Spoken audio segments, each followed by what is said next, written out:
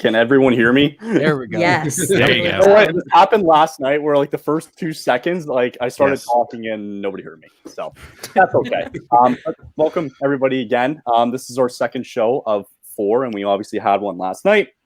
Tonight we have a big show because we had to split so many people up into 2 groups because apparently we have too many Carolina Hurricanes and New Jersey Devils fans. So that's why I had to split it up. And apparently there was a war of words going on earlier that we would just like to avoid entirely. So want to welcome everybody that is currently on right now for our first group. So for the first group, we'll talk about the Penguins, Islanders, Blue Jackets, and Hurricanes to start.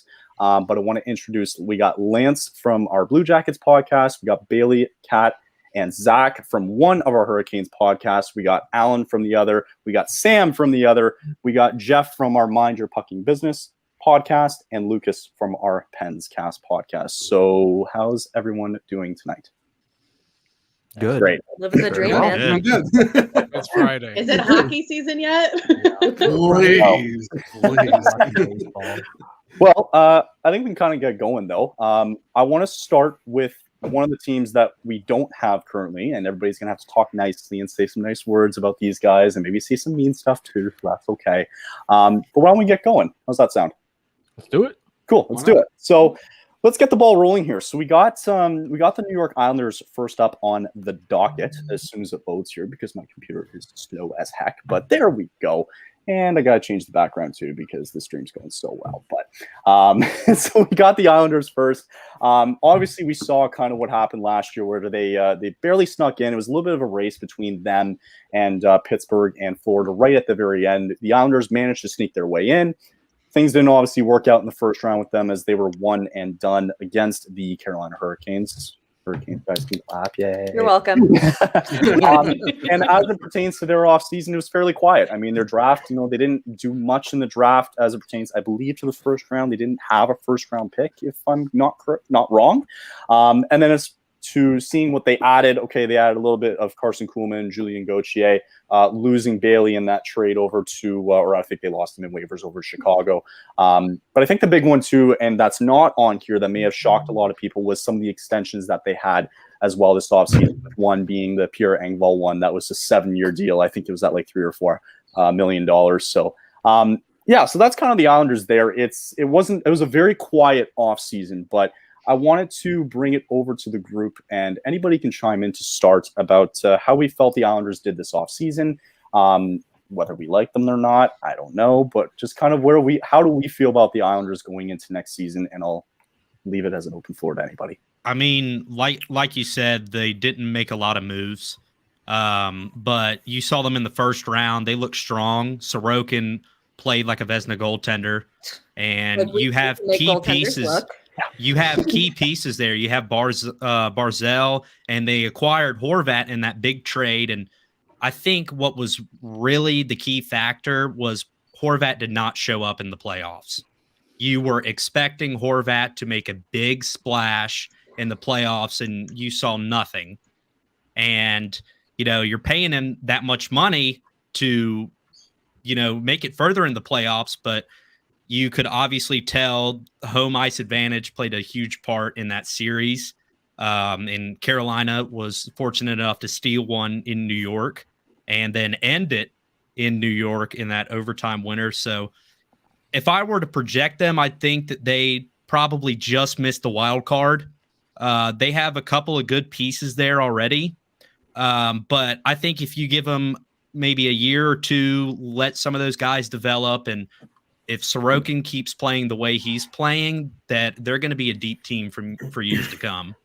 Yeah, and maybe for some of the Hurricanes guys can kind of speak on this as well too, just kind of seeing how you guys played against them in the first round and came on top of that. Was it, if you want to explain to some of the viewers, was it difficult kind of seeing for the Islanders to find a goal scorer even after adding Bo Horvat? Obviously, Matt Barzell was a little bit banged up too, but did you find that they had trouble just finding a consistent goal scorer in that series? I would say mostly it was hard to find a consistent goal scorer, but also you can just tell that they were more worried about throwing bodies than actually trying to score goals, and that's what it just came down to, was mostly just trying to survive the series, right, more than anything else. I know a lot of people weren't excited about the Carolina Islanders because they're two teams that play a lot of defense. So That's what I was going to say. The scores reflect it. The scores reflect it. The difference is unlike the Canes, the Islanders don't do that heavy shot, like hoping something goes in. They rely more on their defense, just like if they get one to go in and then their defense holds it off. Well, and it also helps too that they have a really, really, really strong goaltender in Ilya Sorokin. Yeah. Right. So that was probably our toughest challenge as a team to try and get past Sorokin, because not only were they relying on that defensive pressure that the team was putting on during that entire series, they relied a lot on their goaltender, and that's not always something that's going to get you really, really far in a series. Right. Sometimes you can get by with it. Obviously, we saw that with the Panthers, but that's a different conversation. Yeah. But it's really it was a make or break situation for the Islanders, I think, in that series. That's fair. At least from my point of view. Yeah. I feel like playing them was like we were prepared. So playing them and then later playing the Devils, I know we're not talking about them, but like those two teams gave us like what the Bruins give as a whole, where it's what? Dang it, Cat. Jesus Christ, we're not trying to piss Neil off tonight. I came in late. I don't know what fires I'm starting. Anyway. It's Anyway, okay. I started fires for you, Kat. It's fine. I was just saying Of those course two teams gave a mix of what the Bruins are, where they're hard hitting and then they've got the goal scoring. The Islanders, we knew they would be more defensive and slower, and they gave the hard hitting. They have Matt Martin, enemy number one for us for a little bit. So what they And that's what I'm I'll not say, surprised too, by is their we were- off season. We kind of missed out on that too, and saying that like they weren't the only team that was kind of dealing with a little bit of an injury bug. I feel like everybody kind of caught that this past season. But we had just lost Svetch, and that was kind of our big physical presence. So I really think that during that series, especially, I didn't see much of them outside of that, but they really, really capitalized on that physicality aspect, especially in Martin, and using that to their advantage, because they knew there wasn't or at least they suspected that there wasn't a whole lot to come back at them. So that physicality aspect was something that I didn't expect to come out of them. Was pleasant, not pleasantly surprised by, but was definitely surprised by. And it's a little surprising to me, kind of coming onto the back end of the off season, that they haven't tried to replace that more. I guess. No, Lou Lamoriello, remember the GM there, is known to not do a lot in the offseason. I mean, this is kind of his MO, and I think he's reliant here, as you guys kind of mentioned, on Sorokin, right? Lane Lambert, the coach there, was his first year as a head coach. Obviously, he was a disciple of Barry Trotz, so he's going to be better in year two. He's only going to take some of the experiences in year one, and they're going to rely on Sorokin. And if you have a Vezina candidate as your goalie, you're going to have a chance to compete. So they're a big team to watch out for. Wanted to bring this up for Lucas and Lance here too, knowing that you guys did finish behind the Islanders in the standings, and seeing that they didn't do a lot of moves specifically this offseason. And, for example, just with Columbus adding Damon Severson, Provorov, etc., with the Penguins having the many people that they added that made the list way too long. Do you kind of foresee that maybe just for your teams, in the sense that the Islanders might take a step back because of the fact that they weren't really that active this offseason? Absolutely. Oh, yeah. I've never been that high on their roster, but they've always been better than the sum of their parts. That's kind of how they've been riding the past half decade. And you go back before the Rangers series last year, the two previous seasons, the Penguins played the Islanders first round, and they got their teeth kicked in every single time, because they always could just need to sneak in there, and they always have the method of playing where they can kick you in playoff hockey. I just think that there might be at the end of this. I know Bo Horvat underperformed when he came over to Long Island from Vancouver, but they don't have enough finishers for me, and I just don't think that they'll be able to keep up with the rest of not just the Metro, but the entire Eastern Conference. That wild card race is going to be insane this year. I think they're going to be in it. I just don't see them being better than the improvements that Pittsburgh made, that a lot of teams in the Atlantic. Pittsburgh's going to be a force to be reckoned with this season. I can't wait to talk about that. Yeah. Well, We'll talk about it later.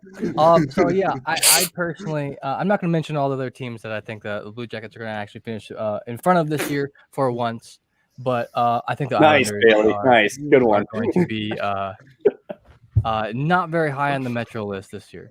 I mean, they Right. snuck in last year, and yeah, I think that I don't know. They're not someone who I'm looking at as being top of the Metro. Okay. No, go ahead. Oh, I feel like the Islanders are a team where they're just so consistent, and lots of people. This isn't an insult; it's just a common phrase that comes with them. Is their hockey just seems a little boring to people because they're just here. They have the stacked defense. The goalie makes some crazy saves, which is amazing, but like the rest of it's just kind of like a plateau. And so then when they sneak into playoffs, they surprise everyone because they do have the playoff mentality. They can bully you off the puck. They can get that win. They can fight till the end. But their regular season it doesn't seem like they have the same drive. So it's always a question if they're going to make it. And then they have enough to kind of give you a hard time in playoffs. I don't think they have enough to ever get through the rest of playoffs because everyone else has either like that X factor or they have like more goal scorers than they do that eventually you're going to tire out the goalie because you got to have like a goalie can win you games. They can steal you games. But if you don't have anyone to help the goalie out after a while, a hard-hitting team on offense is going to break you down. I think if there's something, just kind of wrap this one up for the Islanders is, obviously you're going to rely a lot on Bo Horvat with the money that he made and, obviously Matt Barzal too. But don't forget, this is also a team that was one win away from a Stanley Cup final very recently in the last few years, right? So this is a team that does play a very boring style of hockey, but it works efficiently, right? So, you obviously never want to count them out, but there are a lot of questions obviously going in saying who is going to be these players that are going to step up and put the puck in the net. So maybe kind of like a certain. It's just I think the big thing for them is just their players they've signed living up to their contracts.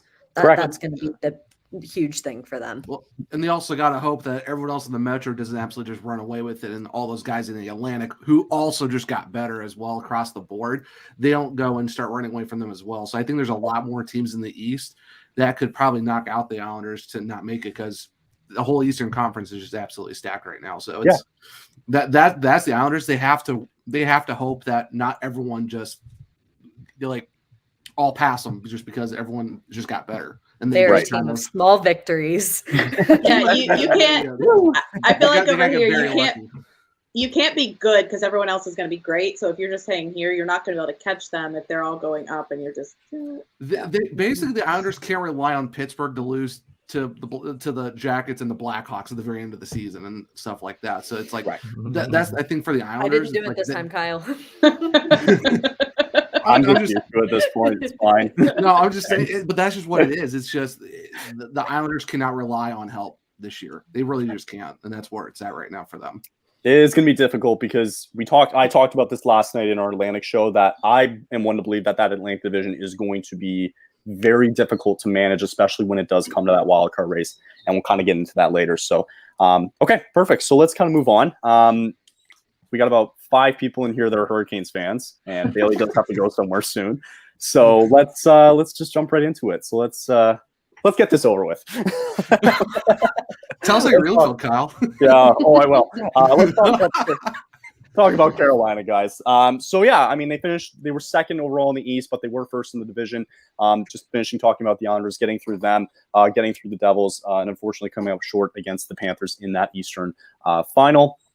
Again, another team that was fairly quiet when it came to the draft this year. But then you see it here. The people that they added, the Aho extension early on, bringing in Orlov at $7 million, bringing in Michael Bunting from Toronto, Caleb Jones recently, D'Angelo there, and Lemieux up top.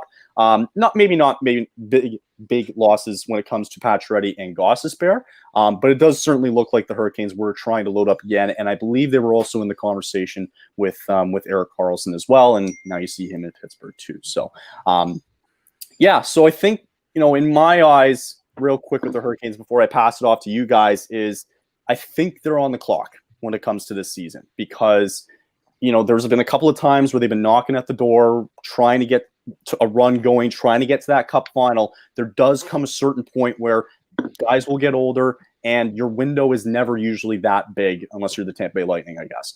But my point is that, you don't know what next season could bring, right? This season could be it, and you have no idea what the next season holds. You don't know what the GM could think as well, too. So having said that, I'll leave it to the Hurricanes guys here to kind of talk about the team a little bit. Just quick thoughts on the draft, the off season too, with the acquisitions that you guys were able to make, and the expectations that you have going into this season. Before getting into anything else, too, I'll kind of echo saying that a really, really good friend of mine kind of uses to describe us in the sense that, like, we right now are in the pinch of the hourglass. That is how I'm kind of looking at it. Before some of our chances maybe are gone, maybe are not as accessible to us as they once were. Sure. And that's kind of how I viewed last season. That's how I'm kind of continuing to view this season, because I choose as a fan to kind of put faith in management and how they run things. And I continue to believe that we can continue to draft late picks well and keep that window open for as long as possible.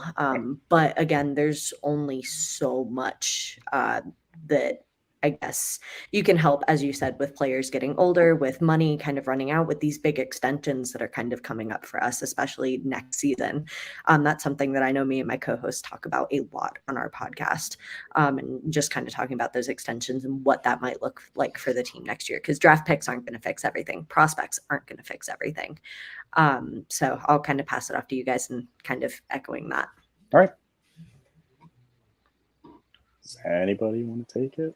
Oh, I mean, I can go. I was wanting to be nice. Holy crap! I was wanting to be nice and let someone go because I was prepared. I was gonna say there's 5 of us, y'all. Come on. I was gonna let Sam go because I know it's just Sam or AB.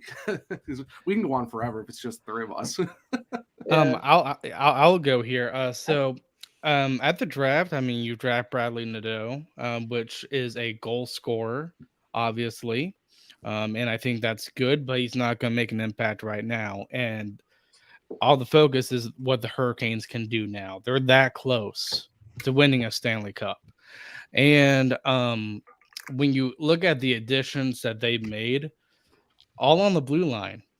And now I think one of the biggest things that I think they did solve at free agency is they got tougher. They added Michael Bunting, who is a pest.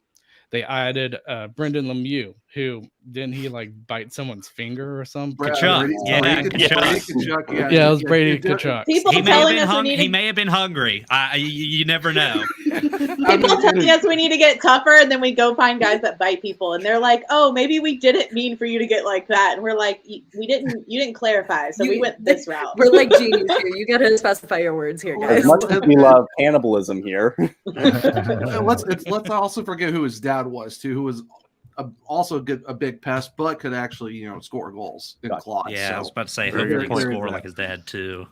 Yeah, so I mean, and I will say too, in addition to the kind of pestiness too, that's something that we really haven't seen since we lost Vincent Trocheck.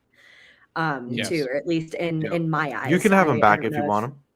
Well, hey, you give him that 7x7. Don't look at us. We're proud of our Prius. Come on. He's going to be a 7x7 third line center at this rate, so you can have him back. Yeah, and I mean, we also kind of lost it a little bit, like on your graphic there. I mean, I know it says what we added and what we let go, but we also should put a returning. We have Svetch coming back, so that's a pest and a big body and a goal scorer that we missed out. Like, I know Bailey said we're in like the pinch of the hourglass, and last season it felt like things were starting to align, because even when we had an iffy month of losing in overtime nonstop, no one wants to talk about December. We don't want to talk about that. and then but like everything, like even though Patches wasn't with us, we were going smoothly. The goalies, we didn't have Freddie, but the goalies are picking up. And then you come to playoffs, and it's some weird thing of the Pens and the Capitals don't make it. That's very odd. And like and it's our 25th anniversary, so people are drawing back the like, oh, what happened in 2006? We're seeing similarities. And so you're like, are the stars aligning in weird ways? And then you get Svetch going down. And then that's when a lot of people were like, well, this ship wasn't meant to sail, actually. And then in playoffs, the boys decided to say, well, we're going to play regardless. We're going to push. We're going to show you that we are not just one person. It's the sum of our parts working together. And they did it. And they did it to a point where, I mean, echo what Brindy said, but like we got swept, but it didn't feel like it because we fought tooth and nail the whole time. And it was even more agonizing way to go because of that. So it does feel like there's a lot of pressure. We do have a lot of young guys that are signed for a long time. Sorry. I'm not the drafts and the process, all that, not concerned about it because our team has just built so well with our young players now, despite having no affiliate to help put them places. But I feel like that's not an issue, and we're set to, like, I don't think we're ever going to go regress back to, the 15, 16 years. But it does feel like, okay, we're on the door. Let's make something. Like we've had people take notice of us now. Let's go ahead and grab it and actually make them recognize, like, we are meant to be like we should be winning this. This is ours to grab. Well, for sure. You look at it too. Sorry, and the fact that we always talk about, there was always different presence. There's always people worried about with the Canes too, because there was not a lot of greasy goals, not a lot of guys that are screening the goalie like you see with all these other teams. You get Michael Bunting, who is well known to do that. Of course, the Canes, everyone knows we had, Stefan Nason is good at doing that, but that's just one guy. Now you add Michael Bunting, who has played first line minutes with Austin Matthews and can score goals and know how to be in the front of the net and draw a lot of penalties. Like I think he drew the second most penalties out of the entire league after McDavid. So I mean, there is a guy who could give the Canes a lot more power play opportunities and score goals in front of the net and be that pest too. So adding him, I think, is another good addition to the team that probably takes it to the next level. And like what Bailey said,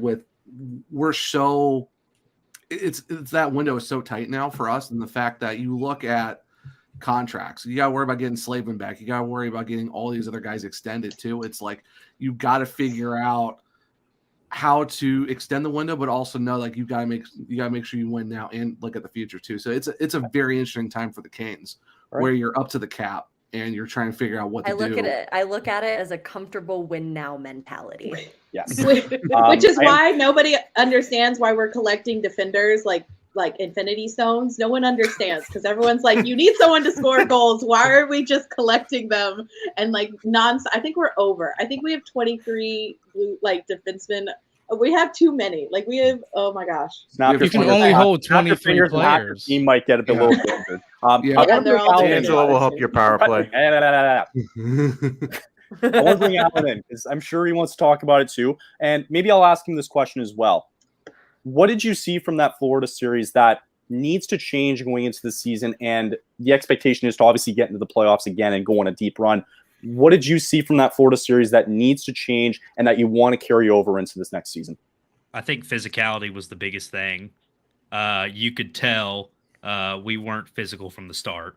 And you could see guys like you had Tkachuk who can score, but he's physical. You have so many people on Florida that contributed, but they were also physical. That's what the Hurricanes have been missing for so many years. And it's always irritated me because every team I think has to have that one person who gets on your nerves. And now having Lemieux, D'Angelo now, and Bunting. I mean, if you look at the lines from top to bottom, this is a team that you're like, okay, this is a Stanley Cup team. But, it all goes back to physicality and, getting scoring from all of our lines. And, with the defense, I think this is the best defensive core in the NHL. This is something you put in a video game and copy and paste it, and it's the best defense. But I mean, you have Jacob Slavin, who's the best defensive defenseman in the NHL. That's not up for debate. You have Brent Burns, who I consider the alpha male of our species because he does not age. Everyone has a crush on that man, men and women alike. Like he is just. There's Brent Burns. You're like, hello, sir.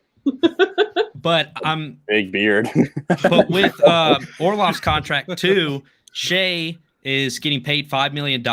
You're gonna put somebody that's getting paid $5 million on the third line. Yep. Just goes to show depth. I wouldn't put D'Angelo with him because if you had Shea and D'Angelo playing on the same line, it'd be a defensive liability. Fair. I mean, that didn't work. I think the Chatfield Rangers, is better than D'Angelo. Oh yeah, All yeah. right. But I mean, I'm looking at power play and defense. I mean, tons of moving pieces, but the clock is about to strike 12.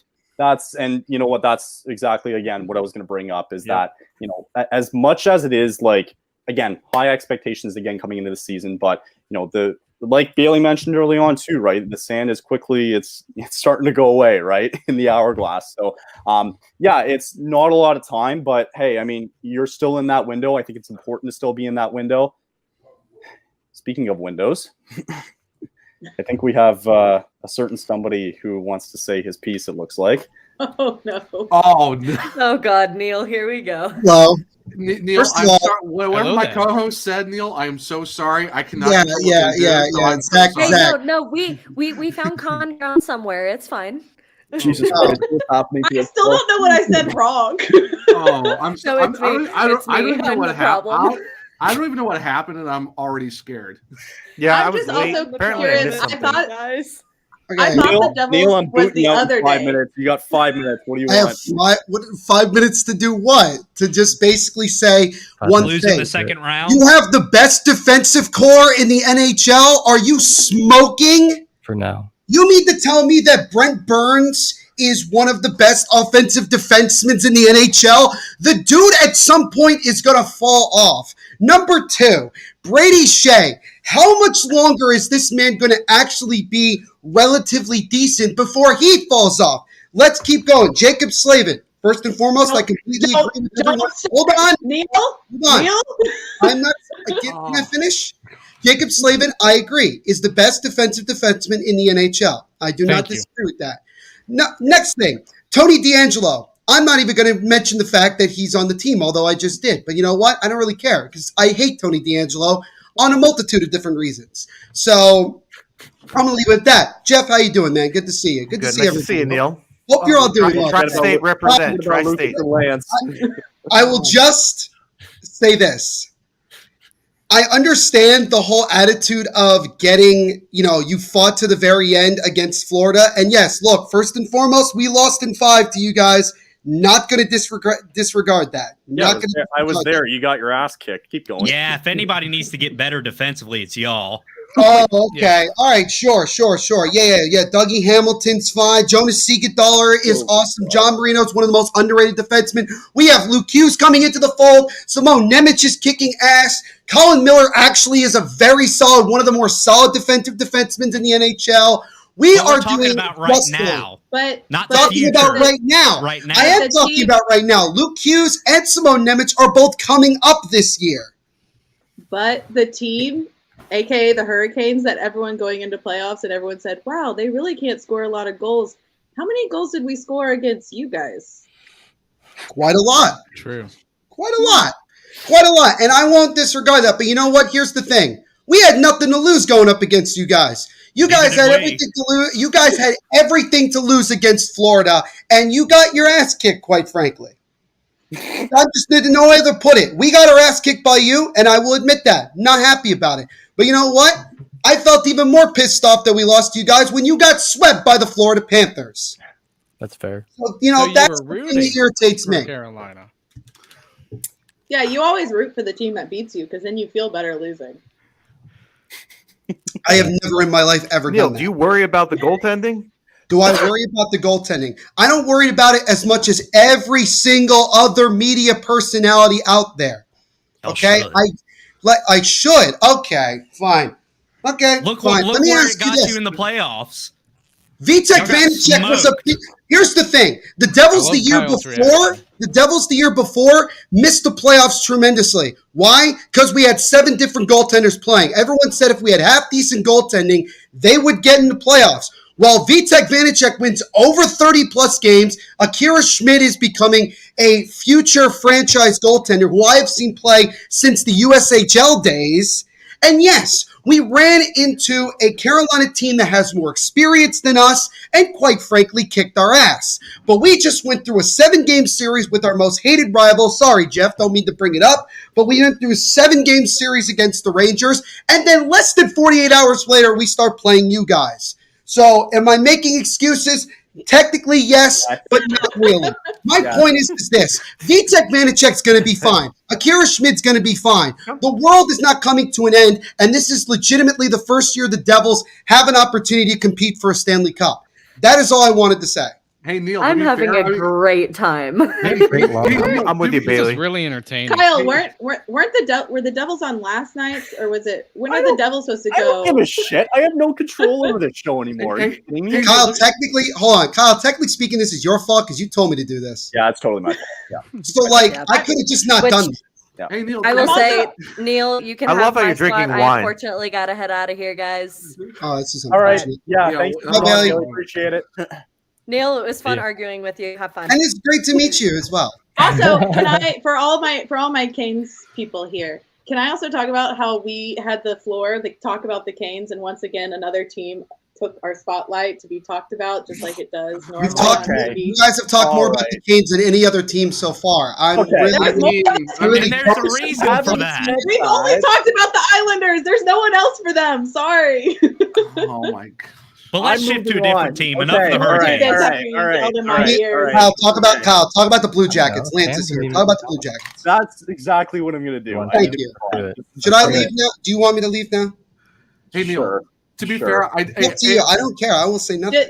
Did the Blue Jackets trigger you too? Let's see. Oh my god. One player does. You're all triggering me at this point. I am trying to run a half-season show. I think I might get fired after this. Honestly, I might get fired. I want to know if you guys are on each other's holiday card list because as a first timer, I'm not sure that you guys are. Kyle, I'm so sorry. I've accepted it at this point. That's okay. This is good. I warned him earlier. Here's the thing. This is good content, though. It is good content. Spicy. So, I Can don't know. you please do some watch parties with these guys when they play, though? Yes. Season, please. Yeah. That would be fireworks. We're probably going to do episodes together, too. I have no doubt. You asked me to do some this year with you because everybody missed me because apparently I was the fucking star of the show in the playoffs this year. Wow. Anyway, for you, Neil, all the You time said when I'm on. Anyway, Where did that come? Whoa! Where did that come from? you brought that up to me yesterday. I said, yeah, I was giving you a compliment, and you're freaking out. I'm talking about. Relax a little bit. I'm moving on. It's a Friday night, dude. The Kyle, it's fireworks a are like Friday a night. grand Relax. finale So now. clear and loud. I'm talking about Blue Jackets. I'm moving on. Me and Neil have already talked about doing some shows together, so we already know that's going to be fireworks. So Okay, great. All right, let's move on. Neil, if you want to stay, you can stay if you want. I don't care. Okay, cool. I'll just stay. Okay, I'm sorry for our other group coming in that apparently anybody can just jump in, but I mean, I did kind of trigger that. So anyway, moving on. So we got Columbus. Okay, Lance. So unfortunately, it didn't go well for you guys last year. Had the expectations after getting Johnny Gaudreau in the offseason, finishing last. But in the turn of it, obviously, you guys end up getting Adam Fantilli, grabbing Steverson from New Jersey, grabbing Provorov as well, too, from Philadelphia in that 3-team trade, and didn't lose a lot of assets, too, in the process, as you kind of see here with Connaughton and Bayreuther. So the still chunk of this team, I don't care, shut up. The still chunk of this team is together, and I think, obviously you want to have better results than last year. I think a lot of people had some high expectations, obviously, for this team. But Lance, take as much time as you want.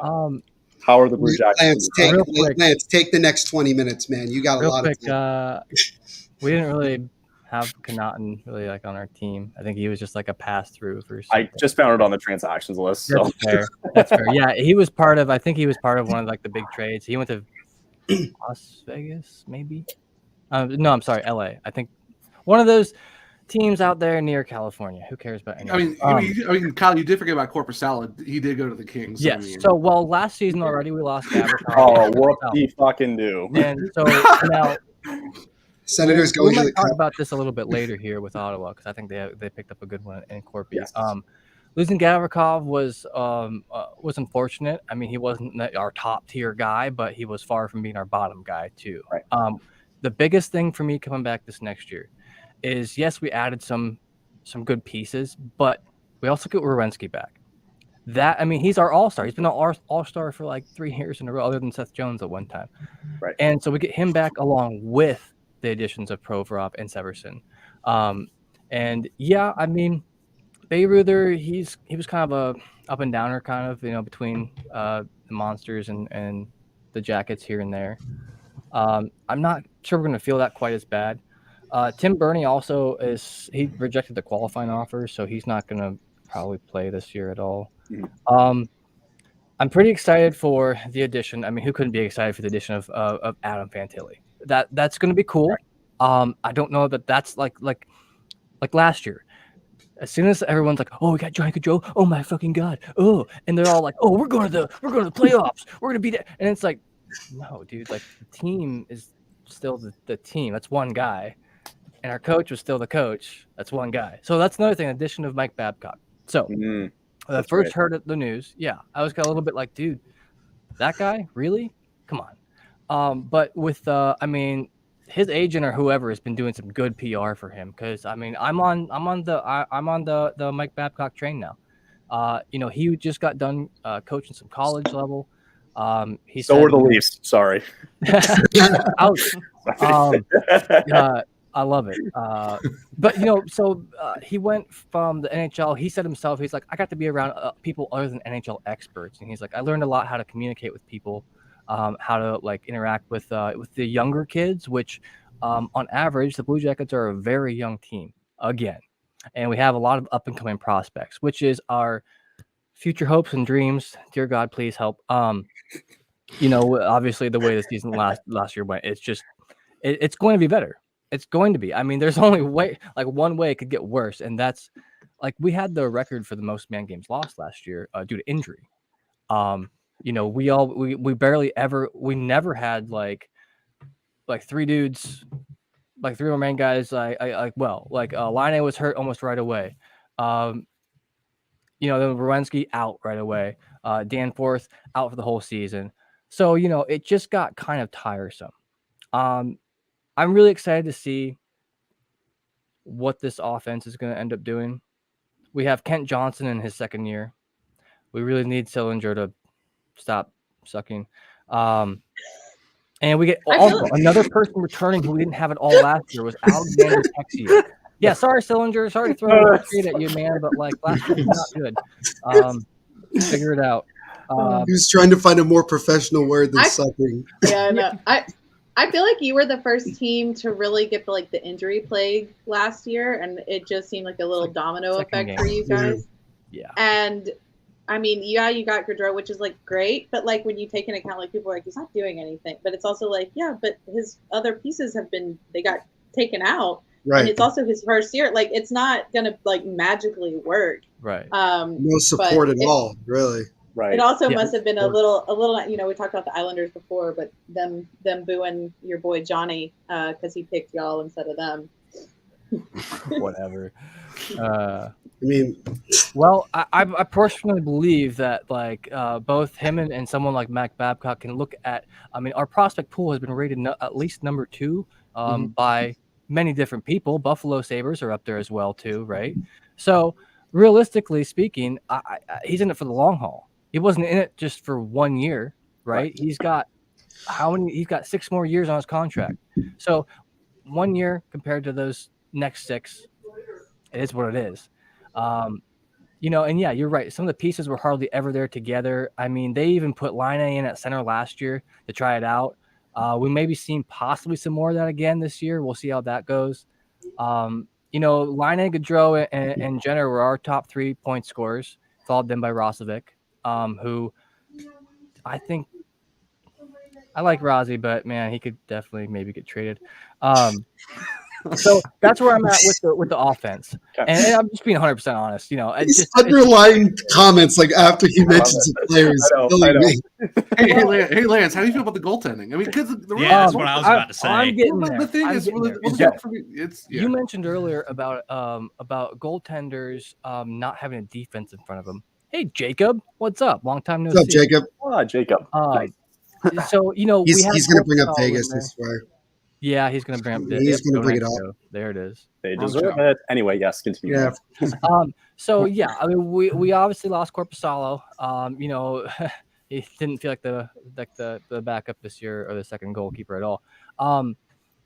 There's a couple things I think around the Merzlikins situation that I'm expecting to improve this year. If they don't improve, then shit. I don't know what we're gonna do. I really don't. My thing is like I don't think he's really a bad goalie. It's just like what can you do when most of your team is hurt and the team is struggling overall? So I like Verzligens. I think he's gonna have a bounce back. It's just I mean, if you save 90% of the goals and they still shoot 60 at you, that's still gonna put like 2 or 3 in, right? Right. I don't know. Yeah, like what can you do? It's almost like Carter Hart in Philly. It's just what are you gonna do when there's no one in front of you to help you out? It's like I don't think Verzligens or Carter Hart are bad goalies. It's just what are you gonna do when there's no one in front of them that's gonna actually help? So it's not. It's just it's a confidence thing where it's like, okay, how many saves do I have to do tonight?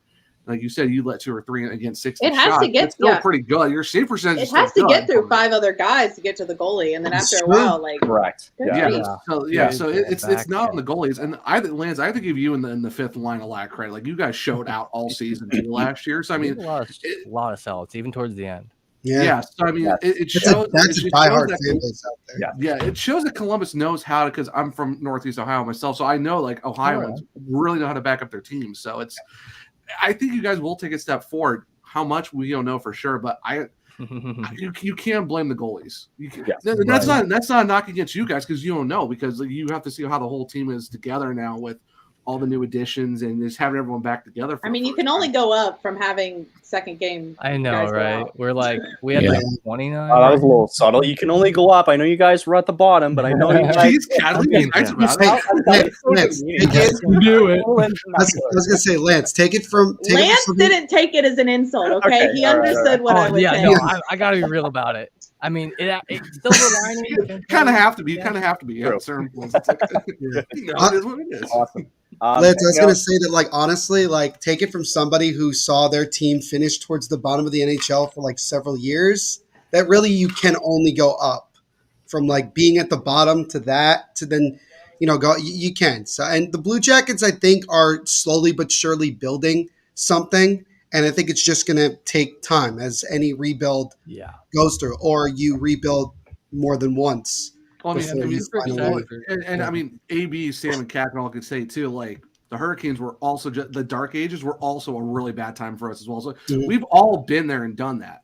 Like every team goes through really bad stretches. I mean, we only started our real incline like 4 to 5 years ago. It wasn't it hasn't been that long. I remember it. I remember the dark times. Don't worry. And you see the teams starting to take the downturn now, who maybe were winning now and not focusing as much on their prospects and everything else that's coming up. Well, Detroit, Chicago, like Pittsburgh, Washington. Hey, look, I wasn't going to call anyone out personally. Yeah, I know. Good. Detroit and Chicago had a big downfall too, so it happens to everybody. Okay. Yeah. I'll cut in and let's. So, anybody else, real quick, last thoughts? Alan or Jeff? I don't know. You guys can get a real chance there to talk about Columbus. Anything, real quick? I was just gonna say, kind of echo what you guys said. I mean, you've got a lot of room to go up, and you have Mike Babcock. So, I mean, if you do not improve this year, I mean, something's got to really change. Whether that's John Davidson or something. Correct, dude. If they suck this year, GM's got to go. I love him to death, but dude, Yeah. Well, Columbus is in a division of death. Let's be honest. Like the Metro, it's absolutely stupid stack. So I mean, it's going to be tough. Yep, that's okay. That's only we got time. it's all right. We got to give the 2 other guys to talk about their team now. Yeah. All right. Let's move on. Really quick though, before I do move on to Pittsburgh, there was news that did break last night that kind of shook the hockey league a little bit. And RJ brought it up in the comments, and I felt like we did need to bring it up tonight as well. As Rick, how do you pronounce his last name? I don't want to butcher it. Anyone? Rick? Jeanneret. Yeah. Oh, you're talking about his last name. So obviously he unfortunately passed away at the age of 81. I'm not sure exactly what the cause of it was. But just for me, myself personally, like kind of growing up in the early 2000s and being close to Toronto and seeing the Leafs and Buffalo games, you obviously heard his voice as well too. So he is probably one of the more recognized voice when it comes to the broadcasting in across the entire NHL. And I just felt it was important to kind of bring that up. And obviously our thoughts and prayers are with the family. And he's probably one of the most remembered broadcasters, I think, in all of NHL within the past, I would say probably the last 25 years, maybe even further. But I just felt like that was important to bring up. If anybody wants to say anything about Rick. I mean, I was going to say some of his memorable calls the creativity, like the Brad May goal back in the 80s, which is one of his most infamous calls when they eliminated Boston in overtime. Mayday, Mayday. I mean, he just was so creative on the fly, and his patented Pat LaFontaine, LaFontaine. Right. He's a great guy, and he meant the talent to that city. Yeah. I think my favorite was it was when the Flyers had the Legion of Boom.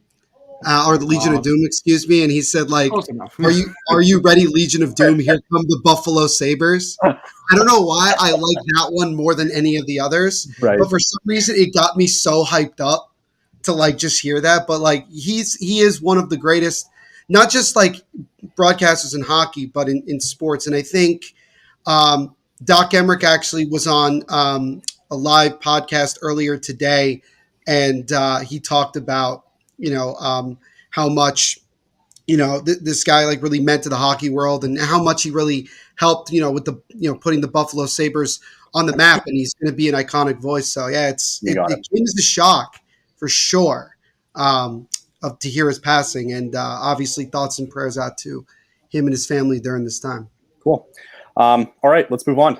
Lucas, I know, sorry, that was kind of a bad segue into Pittsburgh, but let's get it turned around here. So Pittsburgh, probably the busiest team in the offseason and the most difficult time I had to create this goddamn bracket because there were too many players that came in. So, so you see the record up there, 40-31-11. They just missed out on the playoffs. Thank you, Chicago, for that. If it wasn't for Chicago, Florida would have probably never gone on their run, but here we are today. As the recent trade, obviously, that happened with Erik Karlsson coming in. They lose Granlund going out on the other side. And then earlier on in the offseason, you add Riley Smith, Graves from Neil's Devils, Eller bringing in Nedeljkovic to kind of help Jari a little bit. Having said that, too, DeSmith goes outdoors well up to Montreal, bringing in Kulikov and Butcher as well, but still losing some key guys in Zucker, Dumoulin, and Petrie as well. And then you also see Ruda there as at the defensive core. So, Lucas, with all of these changes, with all these additions, with all these subtractions, and mainly with the Erik Karlsson one, trying to rejuvenate the careers, I guess, of Crosby, Malkin, and Letang, trying to go after another Stanley Cup. Does it feel like that the beginning of this season, going to the trade deadline, is so important for this team? Because if they do start doing really well, that they kind of think to themselves, or Dubas can think to himself, hey, we can still add some really good pieces and try to go all in for this run. Just kind of thoughts on that and the offseason and expectations this year for Pittsburgh. Yeah, absolutely. And not to call you out here, Kyle, but you missed the biggest addition, which was Kyle Dubas, to be honest with you. Okay. All right. You know what? They have the same name. I'm surprised he didn't. I could go to commercial right now. I'll go.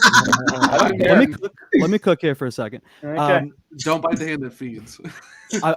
I honestly, like, this was such a significant offseason following what we went through with Ron Hextall.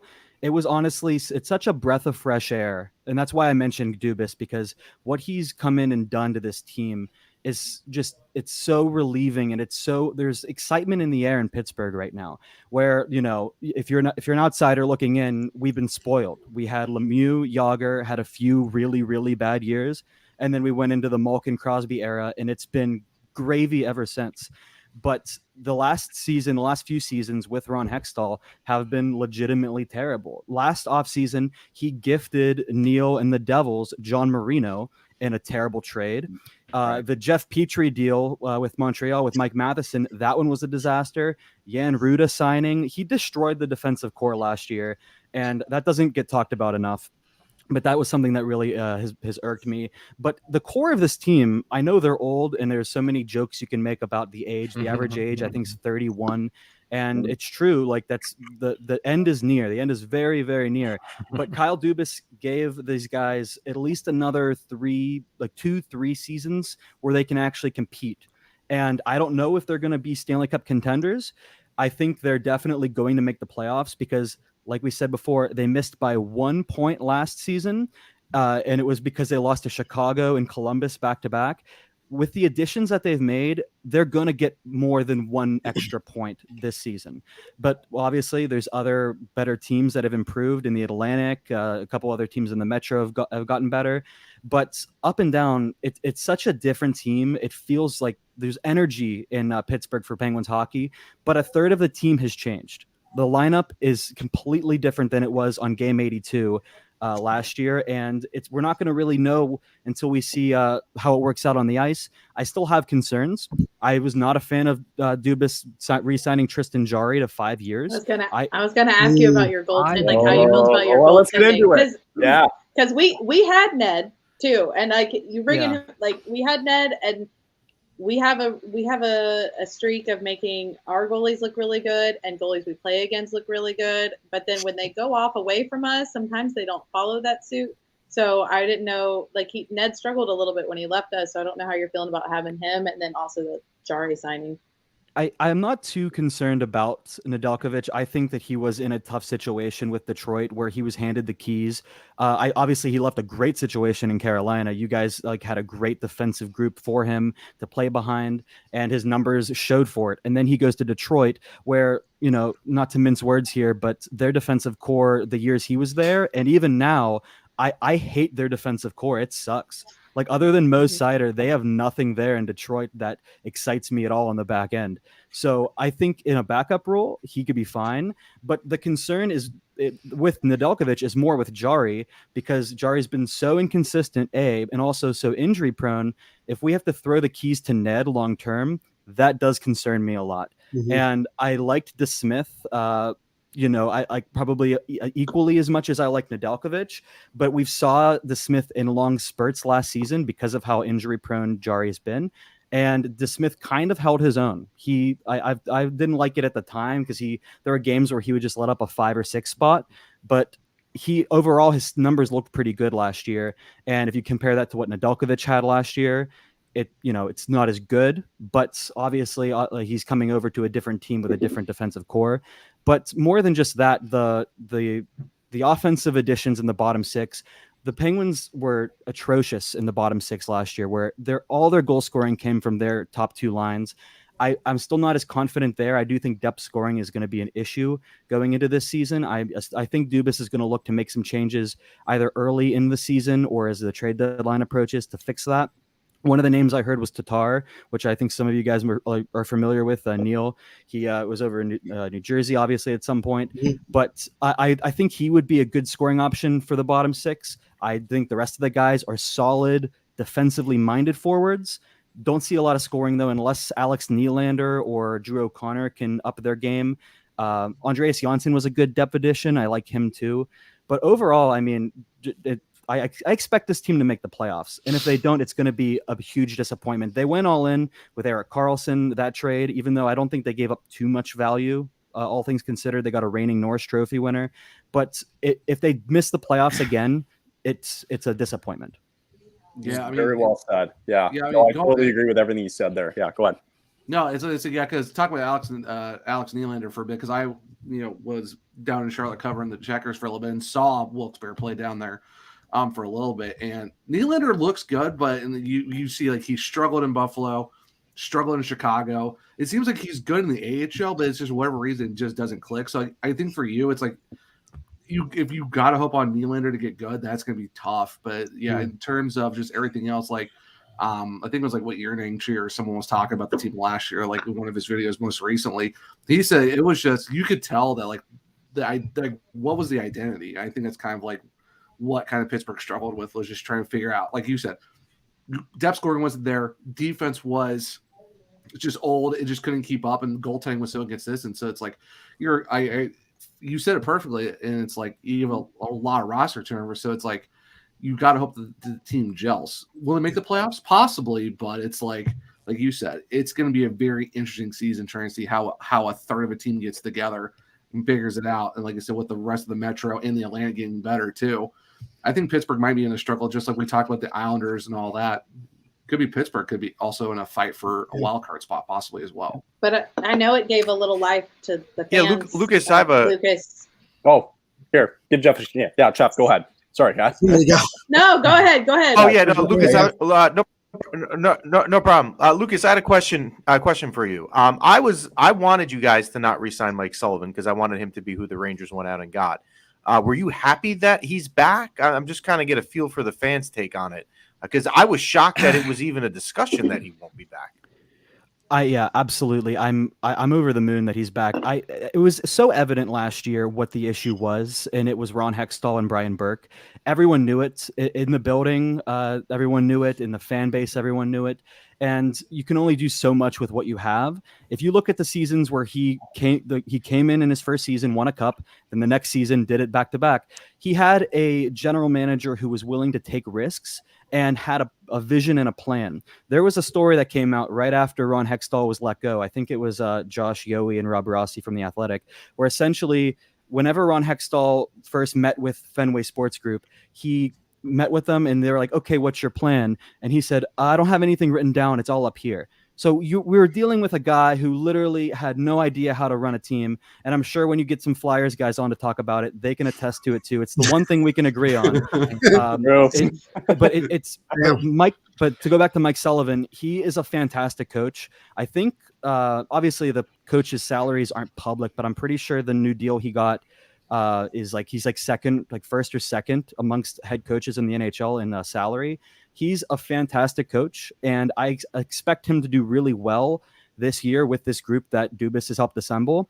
But when you have a guy who's providing you nothing other than the top six that was there when he got there, then you're obviously not. You're either going to be clawing for your life and trying to milk everything you can out of those guys, or you're going to miss the playoffs. And that's what happened.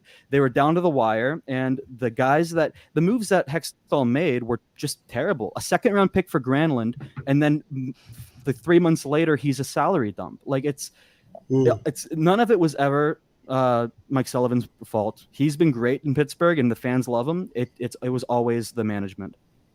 Okay, all right. I got to get out of here. Okay, yeah. Thanks, guys. Yeah, no, let's do it. Nice Okay, meeting perfect. you, Thanks for coming on. Appreciate it. That's you know what, that's a good time though. Let's so yeah, we'll bring the second group in. I want to keep Jeff on too because I know you actually signed up for the Rangers one, and I did a little bit of a disservice. So we'll talk about the Rangers. We'll do a commercial break.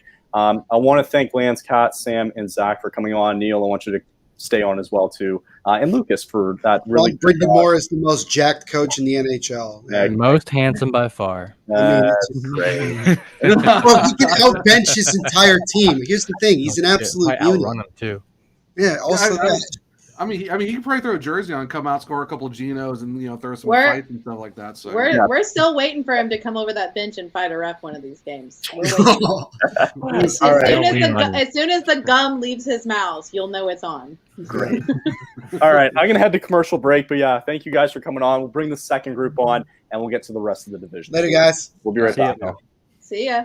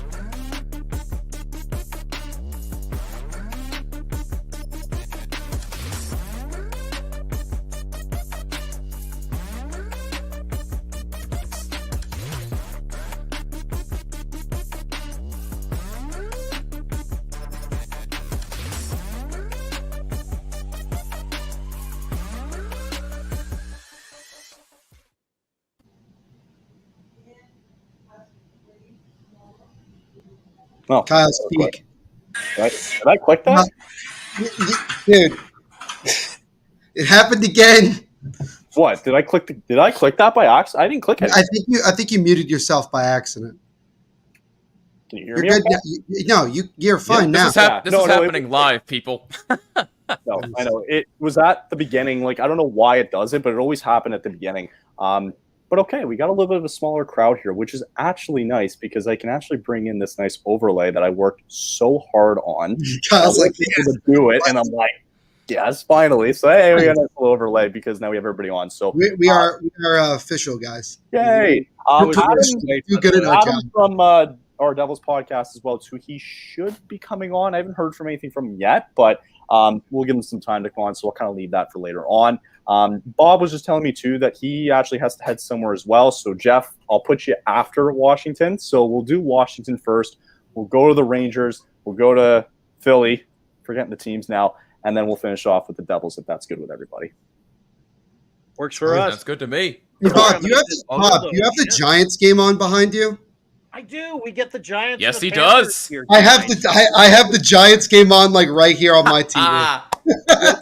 You're getting the Giants feed. Unfortunately, I'm getting Carolina's. Oh, you're getting Carolina. Nice. It's not football. Go, Big Blue, sorry, baby. Kyle, I'm sorry. I'm sorry. No, you're good. It's all good. We're not talking about. Yeah, how about them Seahawks? We're looking great. I love it. Yeah. All right, let's get into it. Let's get to the second half of this. Let's talk about the Washington Capitals, guys. So, again, one of the teams that did take a bit of a drop off last year as they went under 500 for the first time in God knows how long. They did finish in 13th total in the Eastern Conference. Trying to get myself below the camera there. There we go. And so, yeah, like mentioning previously with what Carolina lost, Washington added Max Pacioretty. They added Joel Edmondson from Montreal, bringing in McIlrath. And then really what was probably the talk of the offseason when it came to Washington was the Tom Wilson extension, which I'm sure we'll get into. In the process, though, losing Sheary, losing Connor Brown, losing Craig Smith as well, too. But you have to wonder the kind of direction that the Capitals are going into the season, especially with this Metro division, being as tough as it is. So, having said all that, Bob Matthews with us. Yes, sir.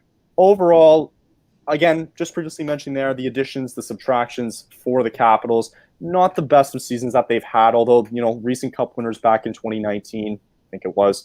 But overall, even the last decade's been a great decade for Washington hockey. So it was unfortunate that they fell back a little bit under 500, maybe for not some of the other fans here. But I'll leave it to you.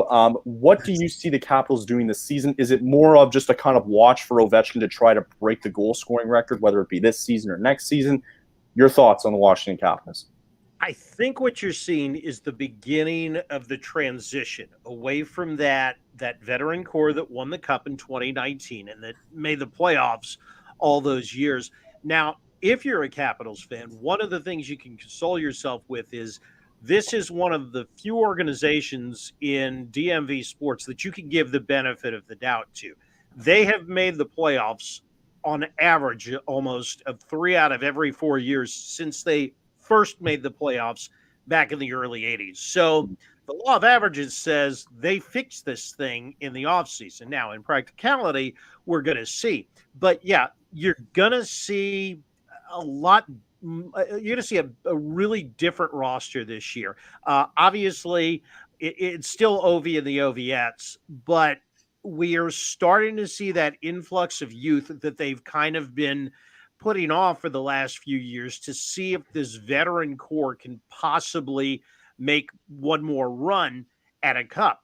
In fact, I think that's why they hired Peter Laviolette 4 years ago, is they figured, okay, veteran group, veteran coach.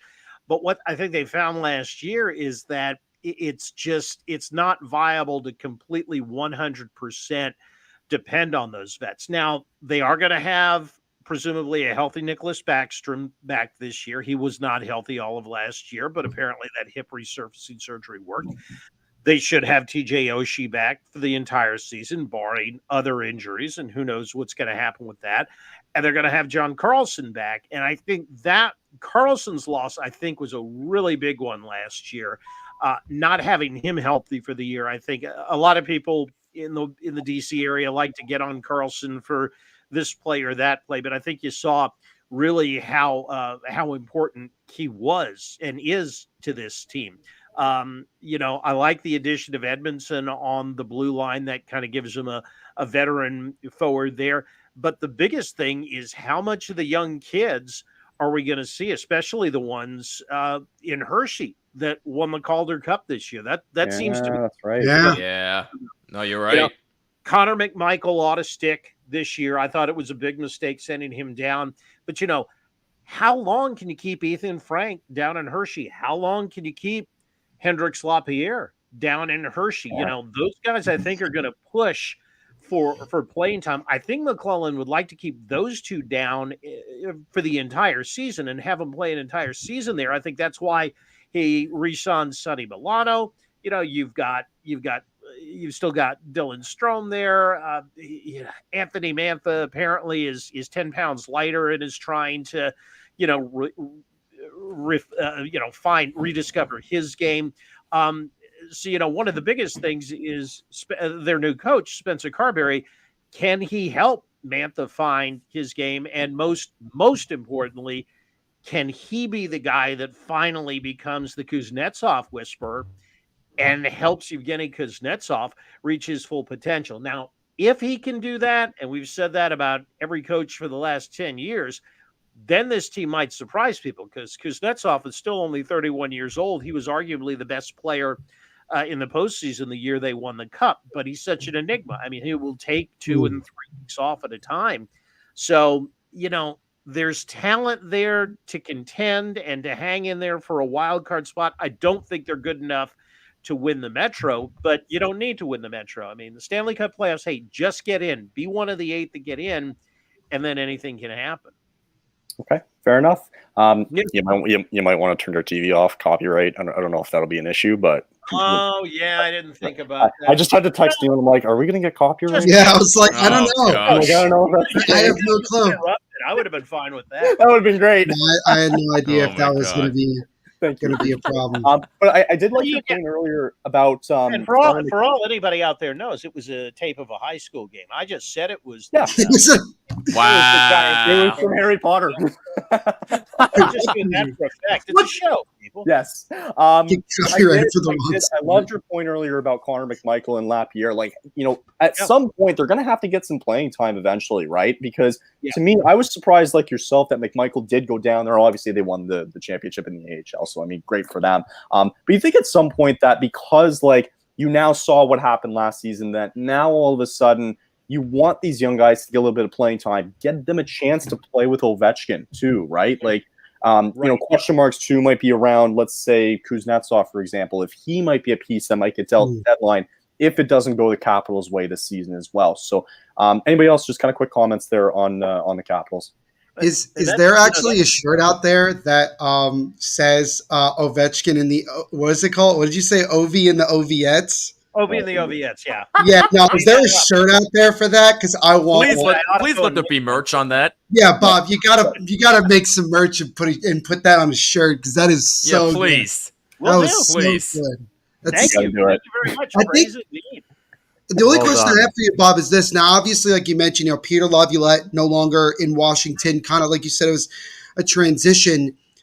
What overall is the vibe around the nation's capital with the Capitals? Are they thinking, this has to be a playoff team or bust? Is this a team that we got to see what we have in terms of a youth movement? Because at some point we have to get to that point. Overall, what is kind of like the feeling and vibe for Capitals fans?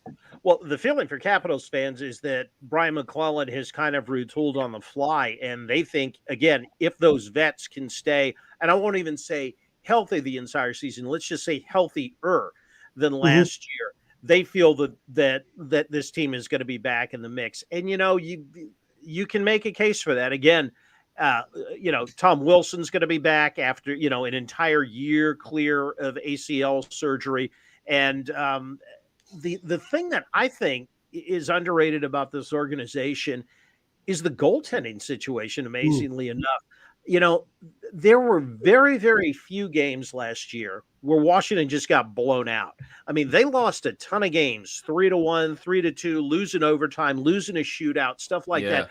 Darcy Kemper and Charlie Lindgren were really, really good last year. The offense just couldn't put the puck in the net. So, the hope is you get those vets back, You've got the kids that were up there last year, like Alexi Protas, who, this is going to be their second year now in the NHL. You give Connor McMichael an entire year, and you mix them in with the other guys that we talked about. And fans around Washington think that this can still be a playoff team. Now, again, you're talking about a fan base that has seen nothing but success for the last 11 or 12 years, and it's the most successful franchise right now in the DMV. But that is, that's the feeling around here right now.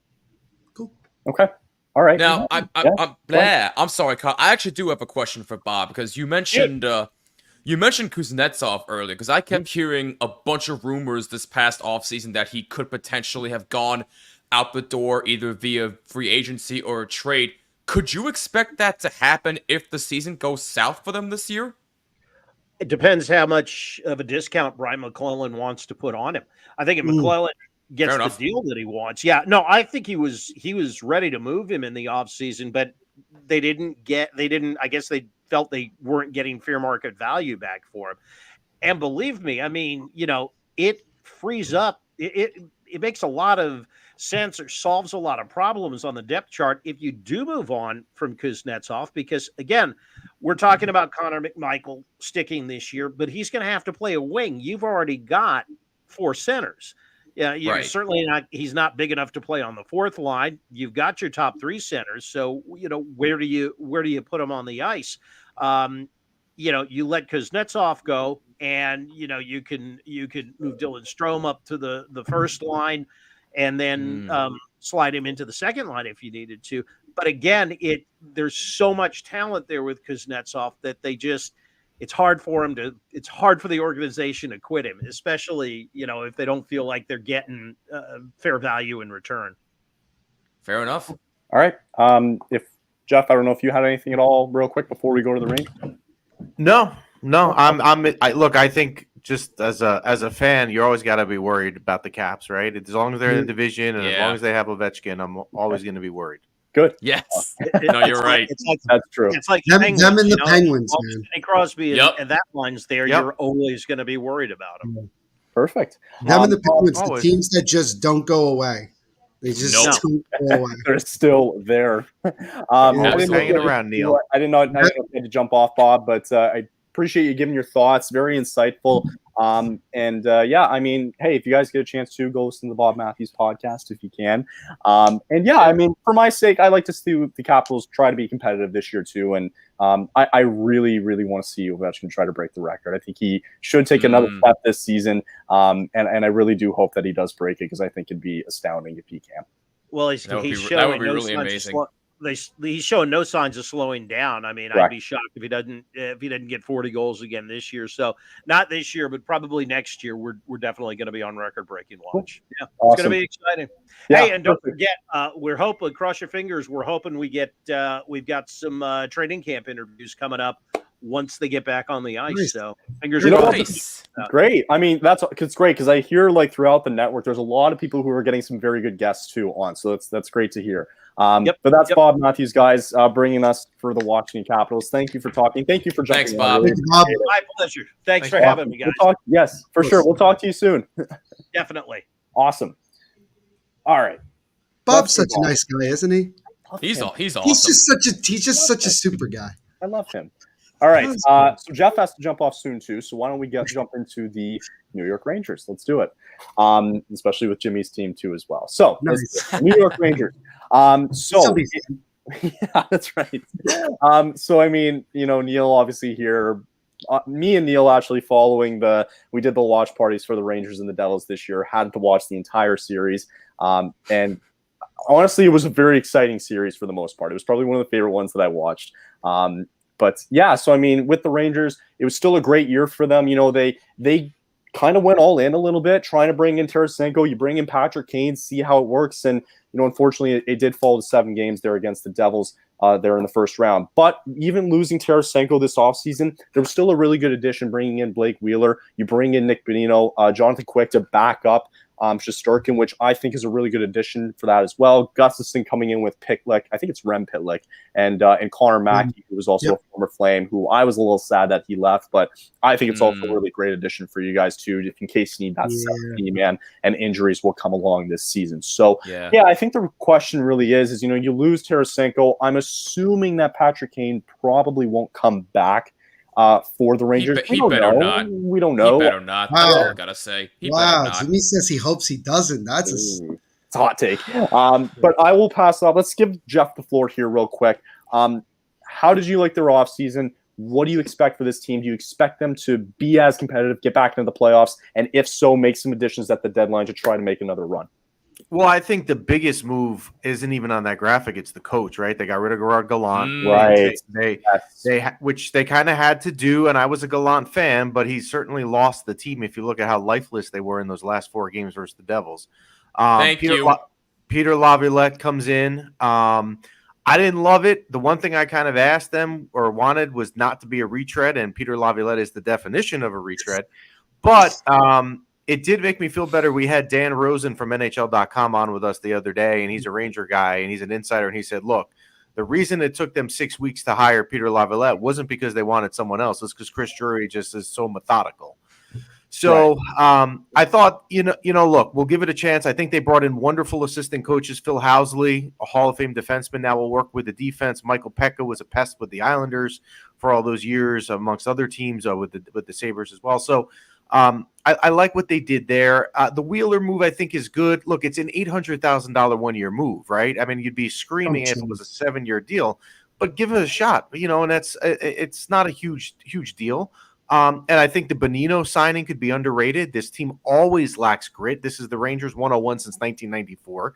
Nick Bonino is a guy that could win some faceoffs, which has been a deficiency for this franchise forever. I like the offseason. And to answer your last question, I certainly think they'll still be competitive. They still have Igor Shesterkin, who's a year away from winning a year away ago won the Vezina. They've still got Zibanejad and Panarin and Kreider and Fox and these guys. I mean, they should be competitive for sure. Do I think they'll win the Metro because this is a Metro Division preview show? No, I do not. I think the problem that the Rangers have right now is they're going to finish second or third, and they're going to have to deal with the Devils or the Hurricanes in round 1, which is flip a coin, right? It's just the way the division is. Just like last year, flip a coin. Yeah. Exactly. So real quick, piggyback back off that, I did my predictions before we jumped on for the Metro, and you're completely right. I have those 3 teams that finished last year in however order you want to put it. I have those exact same 3 teams in it. I just think that there wasn't a lot of movement this offseason to really change my mind in the sense that I don't think any of those teams down the pecking order are going to be better than the Rangers, Devils, or the Hurricanes this season. So I think you bring up a really good point there, Jeff. Yep. Yeah. I mean, I think it's 1, 2, 3, and I would actually be surprised if the Rangers finished in the top spot. I really would. I'd be happy if they did, but I just think they're locked in for 2 and 3 and playing one of those other 2 teams. Correct. Okay. Jimmy, here we go. I do agree with 100, not exactly 100% with what you said, Jeff, but I will say that Ego and Fox are the best show in the history of the. Let's slow your roll there, Andrew. I'm not ready to say that yet. Shesterkin, maybe. Let's talk to me in a few years. But other than that, I'm not ready to say that just yet. But anyway, that's beside the point. Jeff, you are right about a lot of things. But the one signing that I really did like in the offseason is Tyler Pitlick. I think Pitlick is a severely underrated signing. This guy's a bottom 6 forward who's great on the penalty kill, and he provides depth. I love that signing for the Rangers. Obviously, you look at guys like Riley Nash, Nick Bonino, Blake Wheeler. The thing with these signings is this. It's a low-risk, potential high-reward situation because they're all 1-2 year contracts, and you're not paying these guys a whole lot of money either. I understand that age is a factor. I 100% get it because these guys are in their mid to late 30s. I get all that. But even still, it's a low-risk, high-reward situation, potentially, if all the cards fall on the table.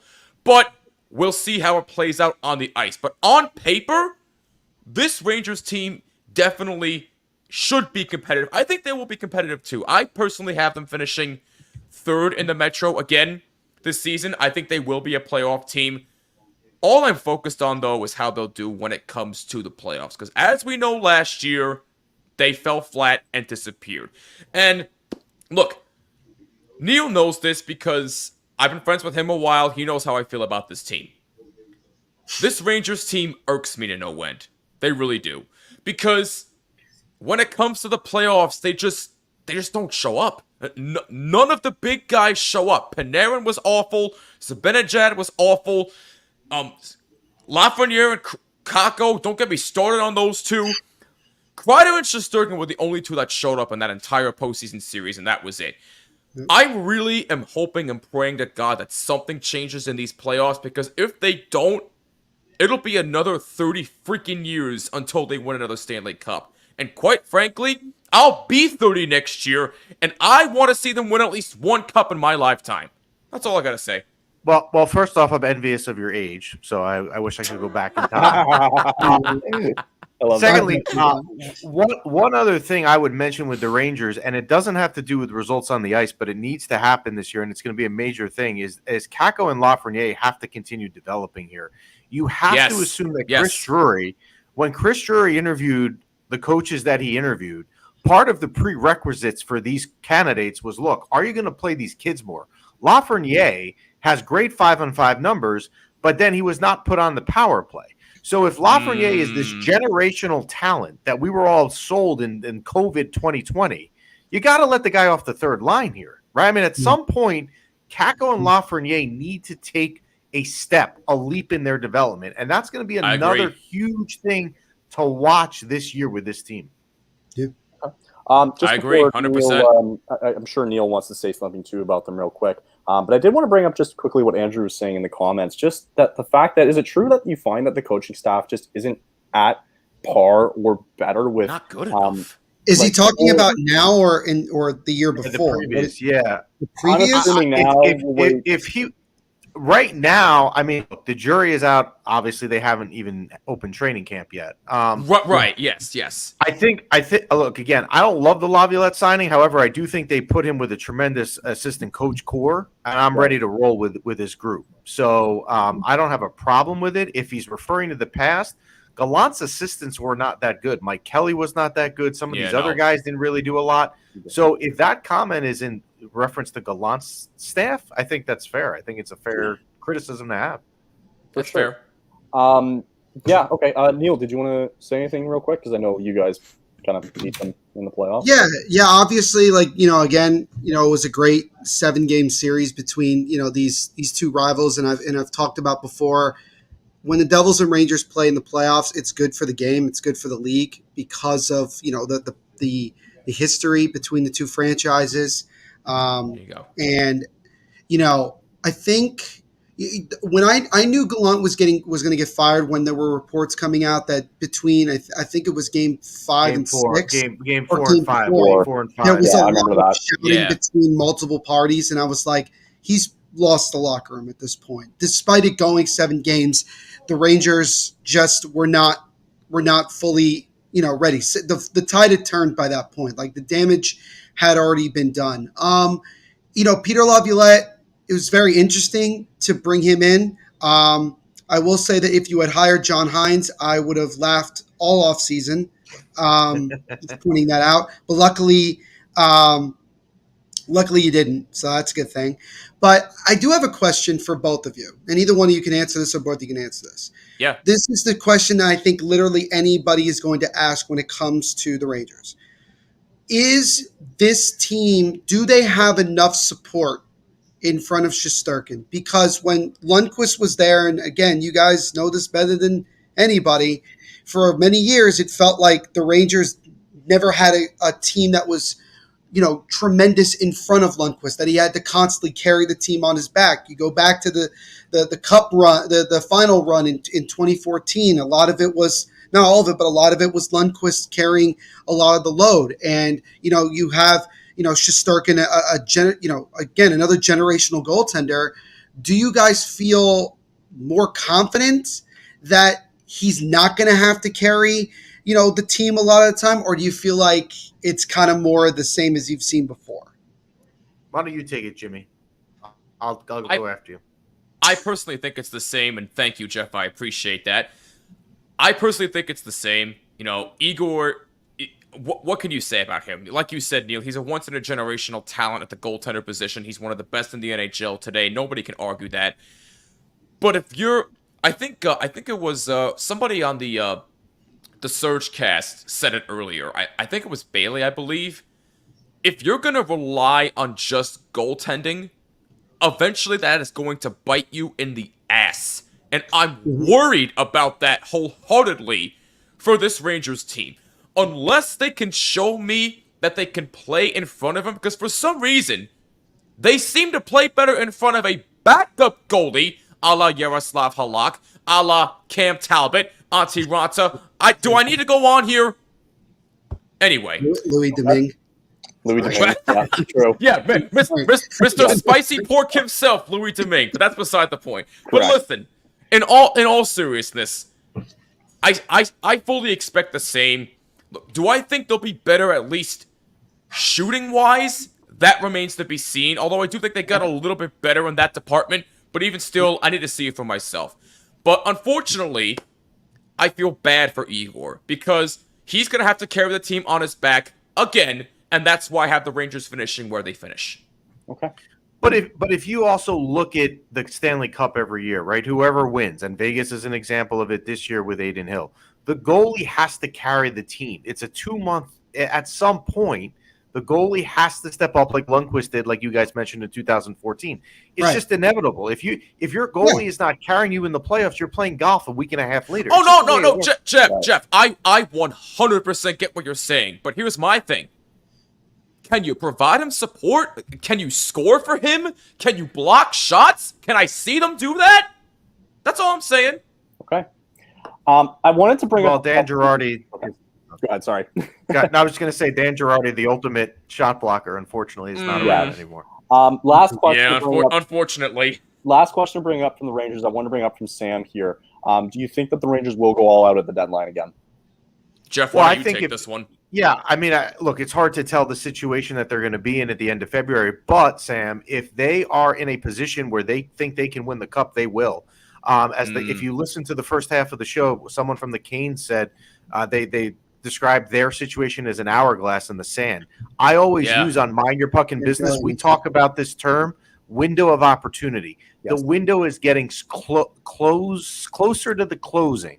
So you got to go at it now when you have these guys. So if the Rangers have a chance to be buyers and think that they can acquire a piece that's going to help them, 100% they're going to be a buyer at the deadline and go all in.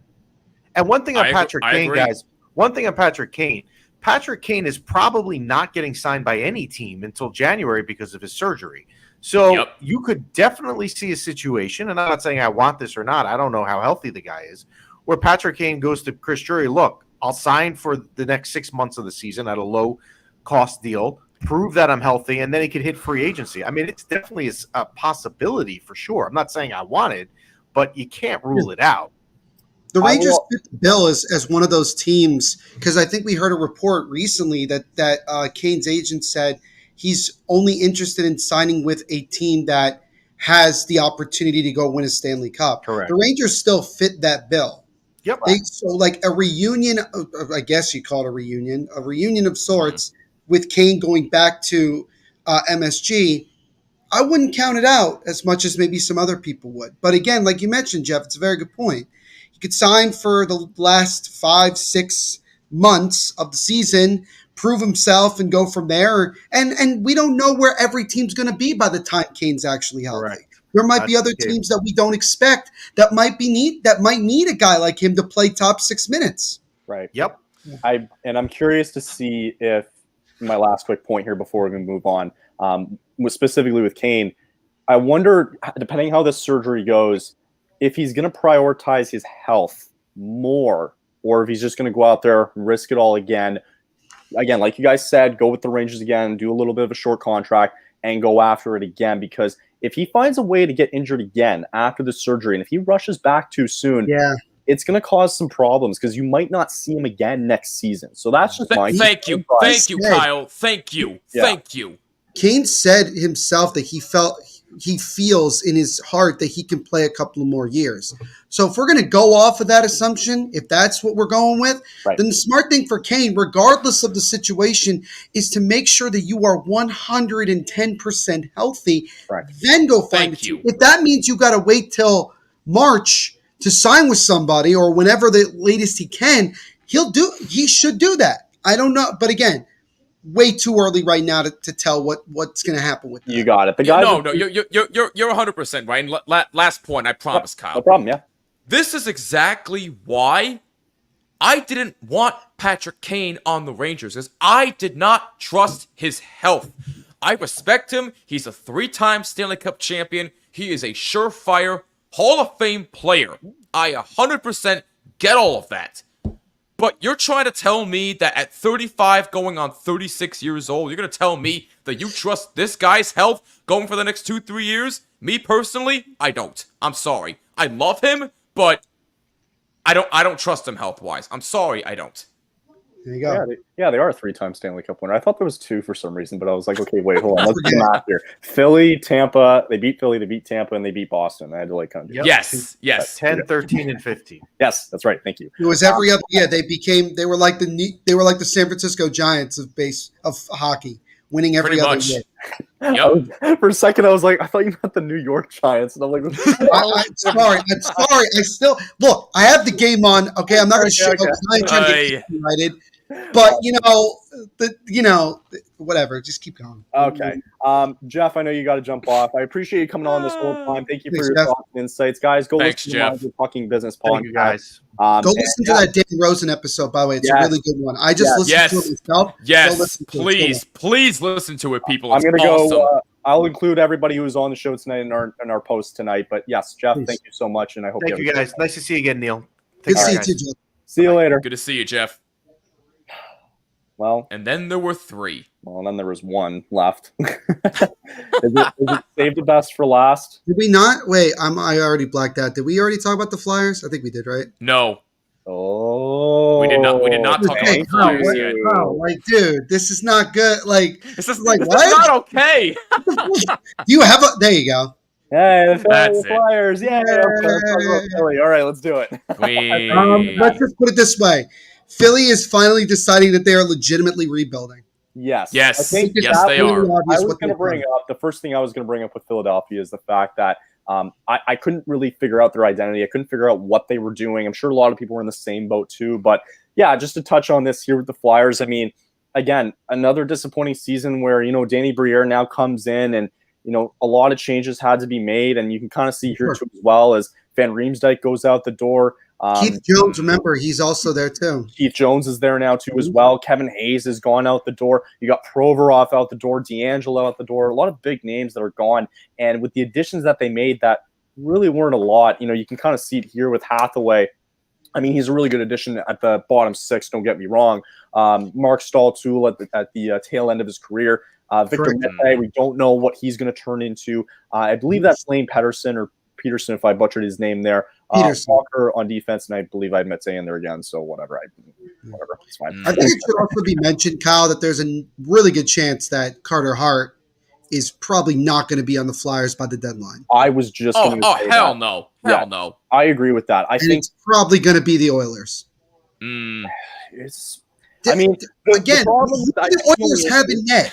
I mean, the Oilers make the most sense. The problem with that, the only problem with that is, are you going to afford to lose Skinner because you are already tied down to Jack Campbell at $5 million for the next 4 or 5 years, whatever it may be?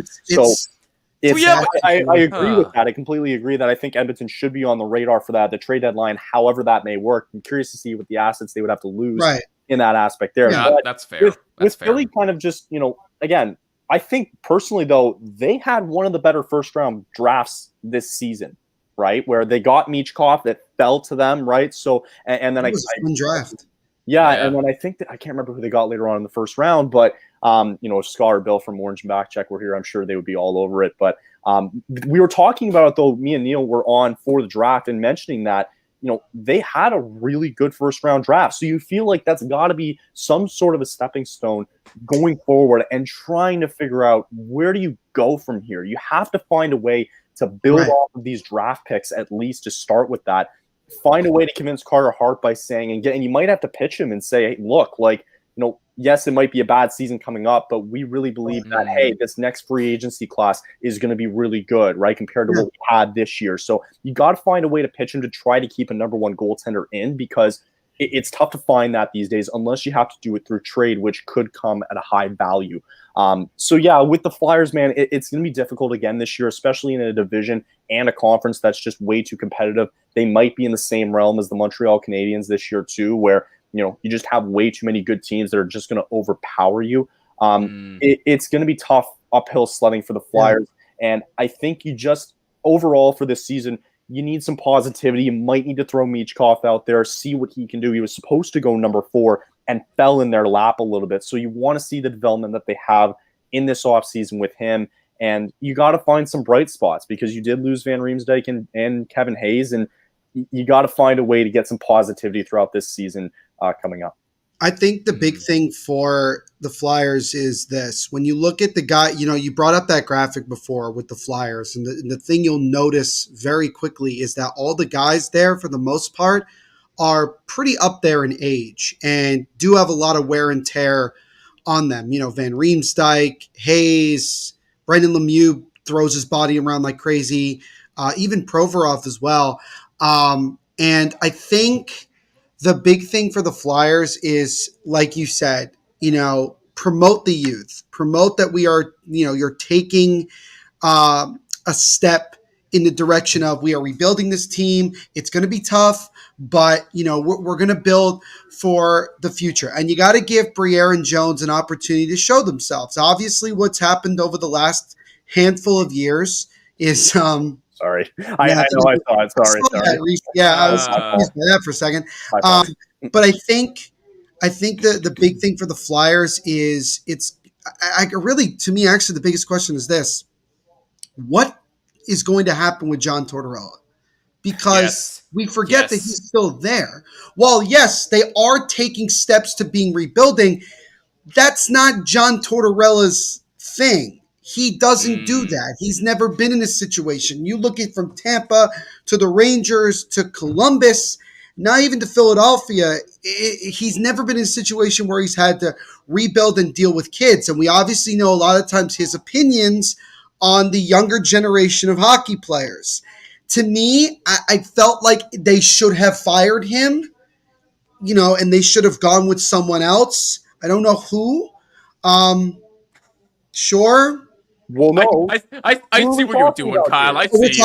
You're talking about from Calgary's perspective. Daryl Sutter, same boat. Yeah, Sutter, same thing.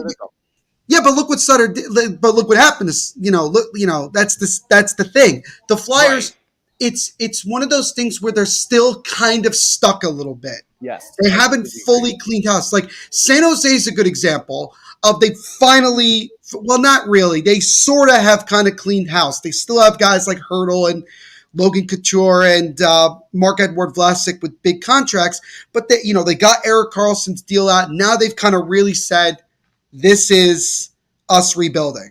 Right. But the Flyers got off to a really good start, like you mentioned, in that first round. And I think in the draft overall, they were probably one of the more successful teams, honestly. Yes. I think that they really, with all the picks that they accumulated and a bunch of picks they're probably going to accumulate this season, I think overall in the next 3 or 4 years, you're going to see a very, very competitive Flyers team. But because they're from Philly, I don't wish them very much success. So there you go. Jimmy would say the same thing. Jimmy, your turn. I was just gonna say that same thing, Neil. That's the one thing we agree on. Even though we like different teams, the one thing we agree on is that we cannot stand the Philadelphia Flyers, and that's why I love you, man. But listen, I really don't expect much from the Flyers this season at all, for obvious reasons, like you mentioned, Neil. I agree with you that they should have fired Tortorella at the end of this past season, but all signs are probably pointing to that the season's going to go south and he probably will be fired mid-season because, like you said, he doesn't do a good job with rebuilding. He likes to get underneath everybody's skin. Correct. Exactly. Look, everybody needs a tough guy as a coach. I get that. But with this Flyers team, maybe not the best time to have Torts as a head coach. So Just saying. That's a Fletcher problem. That was a Fletcher. Right. No. I 100% get that. But listen, I'm not just saying this because I hate the Flyers. I'm being serious when I say this. I really can see them being at the bottom of the barrel of the NHL this season. It is going to be that bad of a year. Philly fans, I hate your guts, but if I'm being serious here, your team ain't doing that much. I could see them being like either second to last or last in the NHL, not just in this conference, but the entire league. Yeah, I don't think. I mean, I could see Arizona just being better than them this year, and that says a lot. Yes, to be honest, right? And by the way, Arizona still doesn't have an arena yet, and that also says a lot. We'll bring that up in the Pacific talk.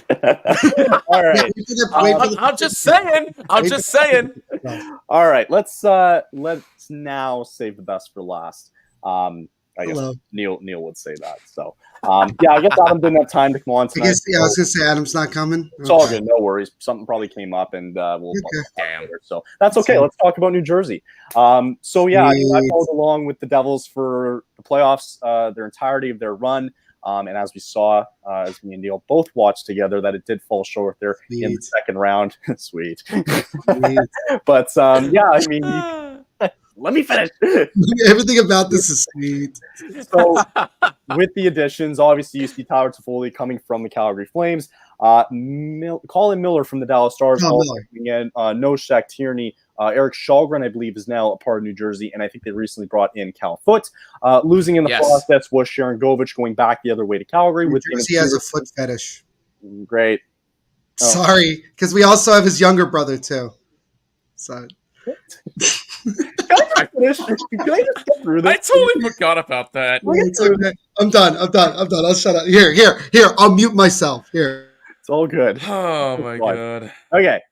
Damon Severson goes to Columbus the other way. Sharon Govich was a part of that trade to get Tyler Toffoli. Miles Wood as well too. He's out the doors. He had to Colorado. Graves goes to Pittsburgh, and Blackwood out to San Jose. So again, I think when you look at this, graphic right here, it's the additions, right? I think, you were going to lose. It sucks that you did lose Severson for nothing. I mean, you did get a really big deal, and I'm not sure Neil can probably argue with this that I don't know if they were ready to pay him that much money. And again, I'm sure you can expand on that a little bit. And especially too with Sharon Govich, I'd like to know more about him because I don't know what we're getting in Calgary for him. But I can tell you the guy that you are getting on the other end for Tyler Toffoli is a guy that can play anywhere in the top six. I'm sure there's injuries that are going to come, during the season, and he's going to be a guy that can slide in anywhere possible. So, I mean, obviously there is the age that for me is a little bit concerning with Tyler Toffoli because he did just have a career year last year. But I think with this Devils team, it's really good in the sense that you have Jack Hughes, you bring back Timo Meier, you fit him in with those guys. And I mean, he should excel really well with that too. Colin Miller to help shore up the defense a little bit. Noshek to be a little bit more of a grinder there. Shalgren, you never know what you're going to get sometimes from these goalies. We were watching in the playoffs this year with Akira Schmidt, and I don't think Neil really saw that coming, right? And, so you expect him to take a step up, and you don't know what you're going to get from Eric Shalgren too. So, Neil, they also re-signed Jesper Bratt to an 8-year contract. Don't forget that as well. And they re-signed Jesper Bratt to an 8-year contract. Thank you. Neil, let's dive into it. They had a really good offseason. I think you can argue that Fitzgerald probably had one of the better off seasons out of all the GMs, and kind of going off of what we were talking about earlier with Carolina and the Rangers and that hourglass kind of starting to trickle away. For the Devils, they have much more sand in that hourglass compared to these other two teams. So my question to you simply is, do you feel like this can be a season where if they get to the trade deadline and they find themselves in a really good position, and because we know in the NHL that the window is never usually that long, could this be a time where they go all in too? Maybe go out and get a goaltender in Connor Hellebuyck, just as an example, and try to make a deep run into the playoffs. And if not this year, then hey, some of these teams are getting a little older in the Metro, and this could be the team that for the foreseeable future could be at the top of the Metro division. Your thoughts on the offseason and the expectations coming up this season for the Devils? Yeah, well, obviously, you go into the season with very high expectations, probably the highest we've had since after the Devils made the playoffs in 2017-18. And except this is even higher expectations. I don't think that Devils fans are looking at it and saying it's cup or bust. I don't think anybody is going to look at the Devils and say cup or bust, because you look at the youth on this team. The Devils, funny enough, despite adding in some more veteran players, are still one of the youngest teams overall in the National Hockey League, which I think is probably one of the more scary things about that team going into this season. You mentioned it before. Tom Fitzgerald had a tremendous offseason. He really did. He got two of our core guys signed long-term and then just added some pieces. Tyler Toffoli, which first and foremost, I don't know why Frank Saravalli was saying the biggest move the Devils made this offseason was acquiring Tomáš Nosek. That was strange to me. Oh, no. I don't know what he was going on. He says something. Oh, God, Cat's back. Here we go. I'm so sorry to Here we interrupt go. you, Neil, because I know you hate to interrupt people, so I didn't want to jump in and interrupt you. So I'm gonna let you finish. I actually want to hear this, so go ahead, please. No, go ahead. I'm gonna let you finish your thought, and then I'll join in. Well, I was just talking about Tyler Toffoli. Just the situation with Toffoli. Sorry, Kyle. Is the fact that the Devils took advantage of a situation where Toffoli basically said, I don't want to be in Calgary anymore. So, and I'll get to Sharon Govich in a minute, Kyle, so I can give you, a little bit of what he brings to the Calgary Flames. In terms of the Devils, this is a team that has been built from not only a situation where they can compete now, but they can compete long term. And you mentioned the whole thing about the hourglass, which, by the way, that is one of the best interpretations of just how a situation is. Bailey was the one that brought that up. Yeah, Bailey brought that up. Kyle's over here. Yeah, Kyle's like, thank you. It's like, you didn't bring it up. I brought up that from before. We brought it up several times. Right. It's the thing. Anyway, to answer that specific question, I would say it's that the hourglass has just turned over. Going into the season is the first year where I feel like the Devils are legitimately competing for a Stanley Cup. And people have asked me before, what is my expectation or what is the expectation of the Devils? Anything beyond what they've already done going comparatively to last year. That means getting beyond the second round and getting into the conference finals, maybe even making a run to the final or winning the whole damn thing. I think anything below that would be considered a step. I think you guys have gotten to be built into a very good team, and you're finally into the competing aspect of it, where you can actually be a threat to other teams in the Metro. She's pumping my tires so she can bring me down. That's I was gonna say she's going there. I'm just saying, this year, great. Don't talk until you've been in it a little bit longer, because we need to see you guys be a little bit more consistent. Oh my God, she's going there. Let me just point this out. I have dealt with enough crap from Rangers fans for years to know that stuff from Hurricanes fans is not going to hurt me. You cannot hurt me.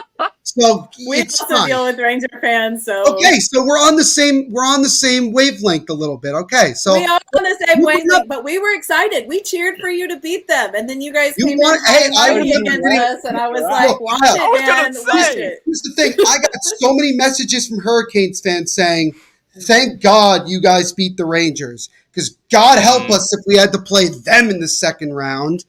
So I'm glad we had to do your dirty work for you. So thankful to do that. It's not the team we don't want to see. It's not the team we don't want to see. Though I will say, not a fan of Trouba's, never will be. It's not the team we don't want to see.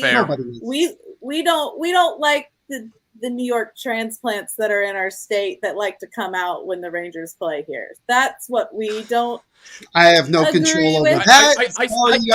I tend to forget that there's a bunch of Ranger fans who live in North Carolina. I've always said to myself, why? That doesn't make any sense. They talk shit about North Carolina, and we're like, you choose to live here. You choose to live here. Why the hell are you living here? Move! Go back to New York! I was going to say, Cal, I'll give you another example. The amount of Rangers fans that talk shit about New Jersey, yet they live in New Jersey. Thank you. Thank you. You're closer, though. You're closer. You're right around the corner, dude. But still, they talk about it's a terrible place to live. So then why do you live there? So if it's so terrible, why do you live there? It's my point. Thank you. So, but here's the thing. Okay, as honest as I can be, Oh, Jesus Christ, Andrew. Wow. Andrew, I'm fine. You've got people in your corner. Look, Andrew, I'm not can't down gang up bad, on you my too friend. much. I'm fine. Kat, to be as fair as I can be, you do bring up a very good point. Like, yes, this is the first time in like 5 years that the Devils made the playoffs. And we were on such a high just beating the Rangers. I'm going to continue to beat a dead horse here. But we beat the Rangers in the first round. I don't know, Jimmy, if you remember that series at all that happened a couple months ago. Anyway, the point is that it's just we have been so, barren with what we've gotten over the last decade up until now that now we're all just coming out and just have excitement. We just choose to express it in many different ways. But this is how people from New Jersey are usually. Jimmy, I'm sure you could definitely understand where I'm coming from. Yes. No, Jesus I do. Christ, don't need help. I actually do. We're very good friends, okay? Nobody hates anybody here. No. Nobody's dying. Look, wait till the first collab episode between Devil's State of Mind and the Surge Cast, okay? Just wait for that. That'll be fun. There you go. It'll be lots of fun. I promise. Like I said, I'm very excited for the success of the New Jersey. It's interesting to see different teams finally get into the playoffs. And I'm saying that for ourselves, like we're being consistent with it. But I mean, for a while, like we talked about the decline of the Penguins and the Caps a little bit, but they dominated it for a while. It was kind of nice to see different teams, even though there was some grief from other people that seeing different teams in the final this season they weren't as excited about. I'm just saying for the teams that haven't got that success and they're getting to the point where they get to it, is like that's great. Just you want to keep riding it and get to a point where you can like actually back it up consistently. Yeah. And I'm saying that as a Hurricanes fan, we can for right now. Like right now we're at that point where I'm like, we get the same thing. We get people talking shit about us because they're like, when's the last time you won a cup? And all of that stuff. And we're like, but we're staying consistent and we're kind of backing up what we're saying. We're just going to get that one. Yeah. No, it's fair. No, I'm cheering. I know New Jersey likes to talk and I'm all for it. I'm just. You know what? Keep it for the Rangers, man. Keep it for the Rangers. Nobody likes to talk shit more than New York fans do. I can guarantee you that right now. Yeah. You sound like somebody talking to their child, like they're learning how to walk for the first time. Yeah, I know. I feel like damn. You're so good. Like they're walking. Shit, like I said, she was building me up, and I was like, I'm waiting for the absolute getting dunked on, like real quick, which she did. I give her that. You're learning how to walk, and guess what? If it makes you, does this not prove that this is like the most fun division in the NHL? Agreed. Does this just like not prove it? Yes. If it makes you feel better, all of fans of all the OG6 teams or whatever do talk the same way to us all the time. Yeah. So that's fair. That's fair. Also, 2006 and 2009 still hurt me to this very day. So like I just like have like PTSD with like the Hurricanes and it's not the fans for me. It's the team. It's Eric Stahl hurting my feelings twice. Ooh. Your team Connor coming in with the shots. Jesus Christ. Damn, Connor. Jesus. Ouch. Guys. Ouch. I don't know if you can we calm down here? Please. I don't know if you can quite call it. First of all, I just want to talk about my team. Who's Connor's team? That's my question. I think he's a Canucks fan. He's a Canucks fan. You have no room to talk, Connor. I don't. I mean, speaking of, I play PS4. I don't have seriously, an Xbox, Connor, we love so you. I don't know how the controllers work, but I don't know if the controller means you like completely don't work when you only lose by one goal every game. Wow. I feel like it doesn't. I feel like if a controller is dying, you lose by a lot because your team just. You just don't score. We period. work the whole time. Right. So. Okay. You just rage quit. That's what you do. If the controller doesn't work, you rage quit. I think the Devils rage quit against us a little bit there. Towards I think we rage quit in game. No, we rage quit in game 4. That's what happened. I mean, I don't always rage quit, so I mean that's just what comes with it. Kyle, I think I have to go down to Carolina for a game now. I think now I have to go too. So. Come on, we have the best tailgates. You gotta come on. We're the only team that tailgates before a hockey game. I don't know another team that does that. And they probably do it right. Oh, they probably do. But, well, that was phenomenal. So I want to end it Boyk, I did. Do I say anything else about the Devils, Kyle, or are we just like not? I was about to Are we say. good? Like, are we good? Good.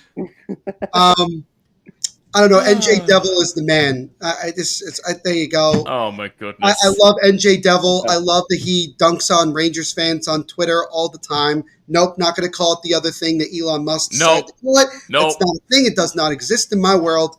Absolutely not. But I will just say this. Kyle, I'm very much looking forward to the Pacific Division. Oh boy. I'm leaving that one like last. Are you doing that one last? I'm doing that one very last. Yeah. I want to. Are you doing the Flames last too? Yeah. Okay. Yeah. Can I come on for that to console you? No. Which, like, Kat, I don't know if you ever saw any of the games that Kyle and I did during the Devils Hurricane series, but like the amount of times Kyle was just trying to like console me as we're getting the shit kicked out of us was great, because every game that we did was a blowout except the last one. Yeah. Except the last one. So like I had no horses in those races, and I'm sure that when we do them and again, also I appreciate that Kat came on in the middle of me talking and did the same thing. I appreciate that. That is exactly what I'm looking for from other fan bases. I absolutely, Kat, you are becoming one of my favorite people on this network, honestly. And you just got on recently. Guess who orchestrated that? Yeah, I know. Guess who mentioned it to you? There you go. Oh, that was me. True. We got off earlier, and Zach just immediately messaged me and Bailey and goes, "What did you guys do to Neil?" And I was like, "I don't know. I didn't start until do with you. You didn't say anything. You did some tirade," and I was like, and then I started. Also, going after my boy you need like to that. have the same bracelet as Eric Holla, which I love, which I didn't realize until the second round series how hated he is in Carolina. I was like kind of shocked by how much they don't like Eric Holla. Let me clarify. I think Kyle brought up the story to me during one of our live things. I was like, "Oh, that's interesting." Yes. So Quite we are not like the Maple Leafs, who apparently when former players. Wow. I hope not. No. I've had Maple Leafs fans tell me this because I said, "Oh, why did you boo so and so? I thought you liked," and they're like, "We boo all our former players," and I was like, "That seems toxic." So anyway, so we're not like that. We love all our former players when they come in. We've only had a couple of instances with players where we just don't get along with them anymore. Do you boo Dougie or no? No, there's some that do, but it's not real. Like most people really love Dougie. It was never like we understood Dougie left for the money. We're like, we understand. I booed him. and some of them do it as like a joke, but it's never serious with Dougie. True. Kat, can your fan base just do me a solid favor and just boo the hell out of Tony DeAngelo just because I can't stand his guts? We're probably gonna do that. I'm so upset about that because he divides our fan base like no other. Like it's between boo. My question is this: why bother? In all seriousness, why bother re-signing him back besides for defense? Why bother? Defense. What do you mean besides for defense? He doesn't play defense. We call him TA because the D is silent because he doesn't play defense. He's a damn pest! He's a pest!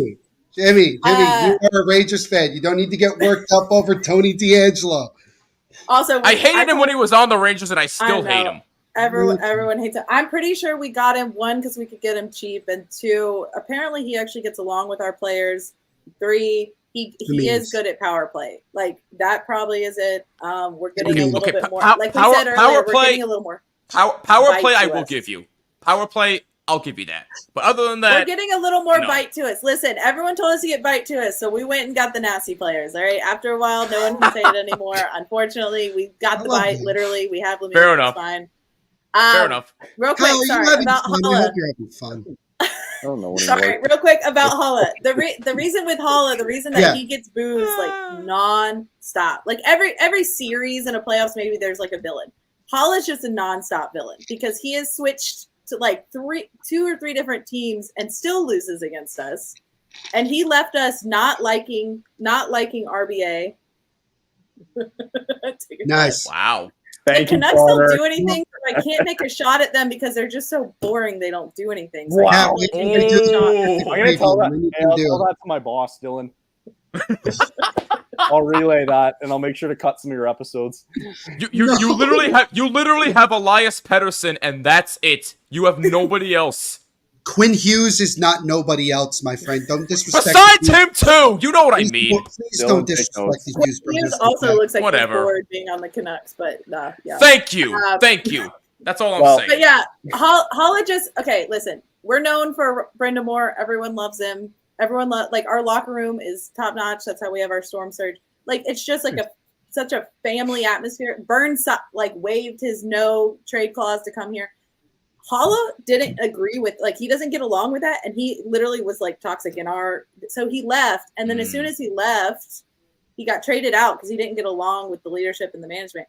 As soon as he left, he comes back and immediately starts throwing like nasty hits on his former teammates of like Martin Necas, things like that. He kind of and then he started talking shit, and all of us were like, we were nothing but nice to you. Like we liked you. My dad loved him as a player, and then so. He says he doesn't know why we don't like him. He started it. He asked for that bracelet. He knows. He knows he's the villain. He played dumb this year. Didn't his wife talk like a lot of stuff too on social? I think I saw something like his wife. Really? I don't know why we were. They just didn't like being here. I don't know. I didn't know he was disliked until the playoffs. I had no idea. I had no idea he was disliked. Period. I am sorry because I think as long as he's on your team and we play you, you're probably going to lose because he always loses against us. Yeah, that's fair. On that note, That's fair.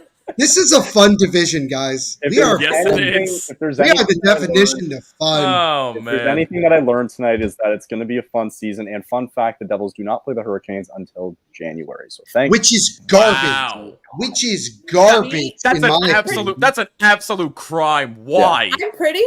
I'm pretty sure most of the time in our scheduling, we don't play a lot of our big opponents in the Metro until towards the end of the year, which sucks because that's when people are injured. That's when everyone's tired. It just correct. Right. You don't get the full. You don't get like the full. Team picture. It's like when the Devils play the Rangers like one time, and then they go like 5 months without playing them again. Yep. And they're across the Hudson River from them, and I'm like, this would be a lot easier. Which also doesn't make any sense. Yeah. Thanks, Gary Bettman, for the no fun league. Which also, I would love to play you guys in preseason or something, but instead we keep getting sent down to Florida, where there's all the hurricanes in the world during preseason. Summer weather, and it's beautiful and it's nice. No, we get every preseason we get a hurricane warning, and most of the time the games are canceled. Or we have some weird thing where we're playing both teams on one day, like we are this year. So, there you go. All right. Well, I finished off the show last night with my predictions for the Atlantic Division. I'm going to do the same here, and everybody can comment whether you think you agree or disagree or not. Sure. For really the top three, it could honestly go either way. I had to throw something together, so I actually do have Carolina still finishing first in that division. I got New Jersey right behind, and I got the Rangers right there too as well. So again, it really could kind of flip flop anyway. You guys can see it.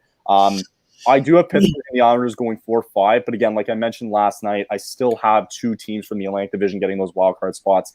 So I have Pittsburgh and the Islanders missing out, and then I go Columbus, Washington, and Philly. So take that as you wish, but you have Columbus ahead of the Capitals? Yeah, I don't know. What do you want from me? Wait, a shot at Ovi, dang. Yeah, I don't know. Can we make a meme that just is like it's a face of Ovechkin from the Jordan documentary? It says, and I took that personally. Let him rack up his goals. Let him do that. Okay, if it makes you feel better, then Washington can go. I'm sorry. Kyle, nice words. Kyle, I love you, but what the hell are you smoking in order for you to tell me that Columbus is going to be better than the Capitals? Are you crazy? I mean, they're getting back players, and the Caps really haven't done anything. So, I mean, right. So, what do you expect Columbus to do this season? Hold on. Yeah, let the man speak. Let me speak. You go ahead. You called me out, and now you're going to get put in your place. Okay, I'm going to leave now. I'm scared. Now I'm scared. He's going to get mad. Columbus goes out and gets a top prospect in Adam Fantilli. They go out and get all these additions, didn't lose a lot in the process, whereas the Capitals, they got Max Pacioretty. And like Bob was mentioning before, Connor McMichael and Lapierre were both in the minors, and they haven't gotten time with the Capitals. So in my eyes, the Blue Jackets, yeah, they had a bad year. Doesn't mean that they can include Fantilli. Cole Sillinger is a guy who hasn't been talked about as much, who's going to get another shot as well, too. This forward group in Columbus is not going to get talked about enough. And I think, okay, yes, they're not going to get close to a playoff spot. Do I think they're better than Washington this season? Absolutely, I do. I don't think it's going to be by a lot, but we're talking about two teams here that are still not going to make the playoffs, and they're not going to sniff near close. If you want to talk about two garbage teams that aren't going to do well, then be my guest. On that note, I'm ending it. I'm tired. I got a golf tournament in the morning at 7 a.m. that I got to go. I'm ready to run through a brick wall now. I'm ready to run through it. I got to wake up early tomorrow. I'm done. Your excuses mean nothing to us. I don't care. Thank this you. is my boss, by the way. This is how I talk to my boss. Yeah. Okay. By the way, we just had a lovely meeting. Kyle, listen, man. In all seriousness, no hard feelings. We love you. Wait till I talk about Calgary. Oh no! I'm gonna record the whole rant. Do it. So next week, next Friday, we're going to talk about the Central Division. We got all our guys coming on there too, and then the next night we'll be doing the Pacific Division to wrap that up. We'll be just about Connor Bedard for 2 hours. Probably, I don't know, but that's what it's going to be. I need a break for at least a week because this has been. I knew tonight was going to be crazy, and that's exactly what we got. I'm going out with friends in minutes, so I need to calm down too. Okay, good. Kat and I both need to calm down after a while. Thank you guys for coming on, though. I appreciate it. I'm sure we'll see a lot more Thank you. this year. And we'll see you all next week for the Central Division. And I think I need a beer and a shower. At the same time. In that order. All in that particular order. All right. Have a great night, guys. Have a good night, guys. Later, guys. Bye. Later. Later.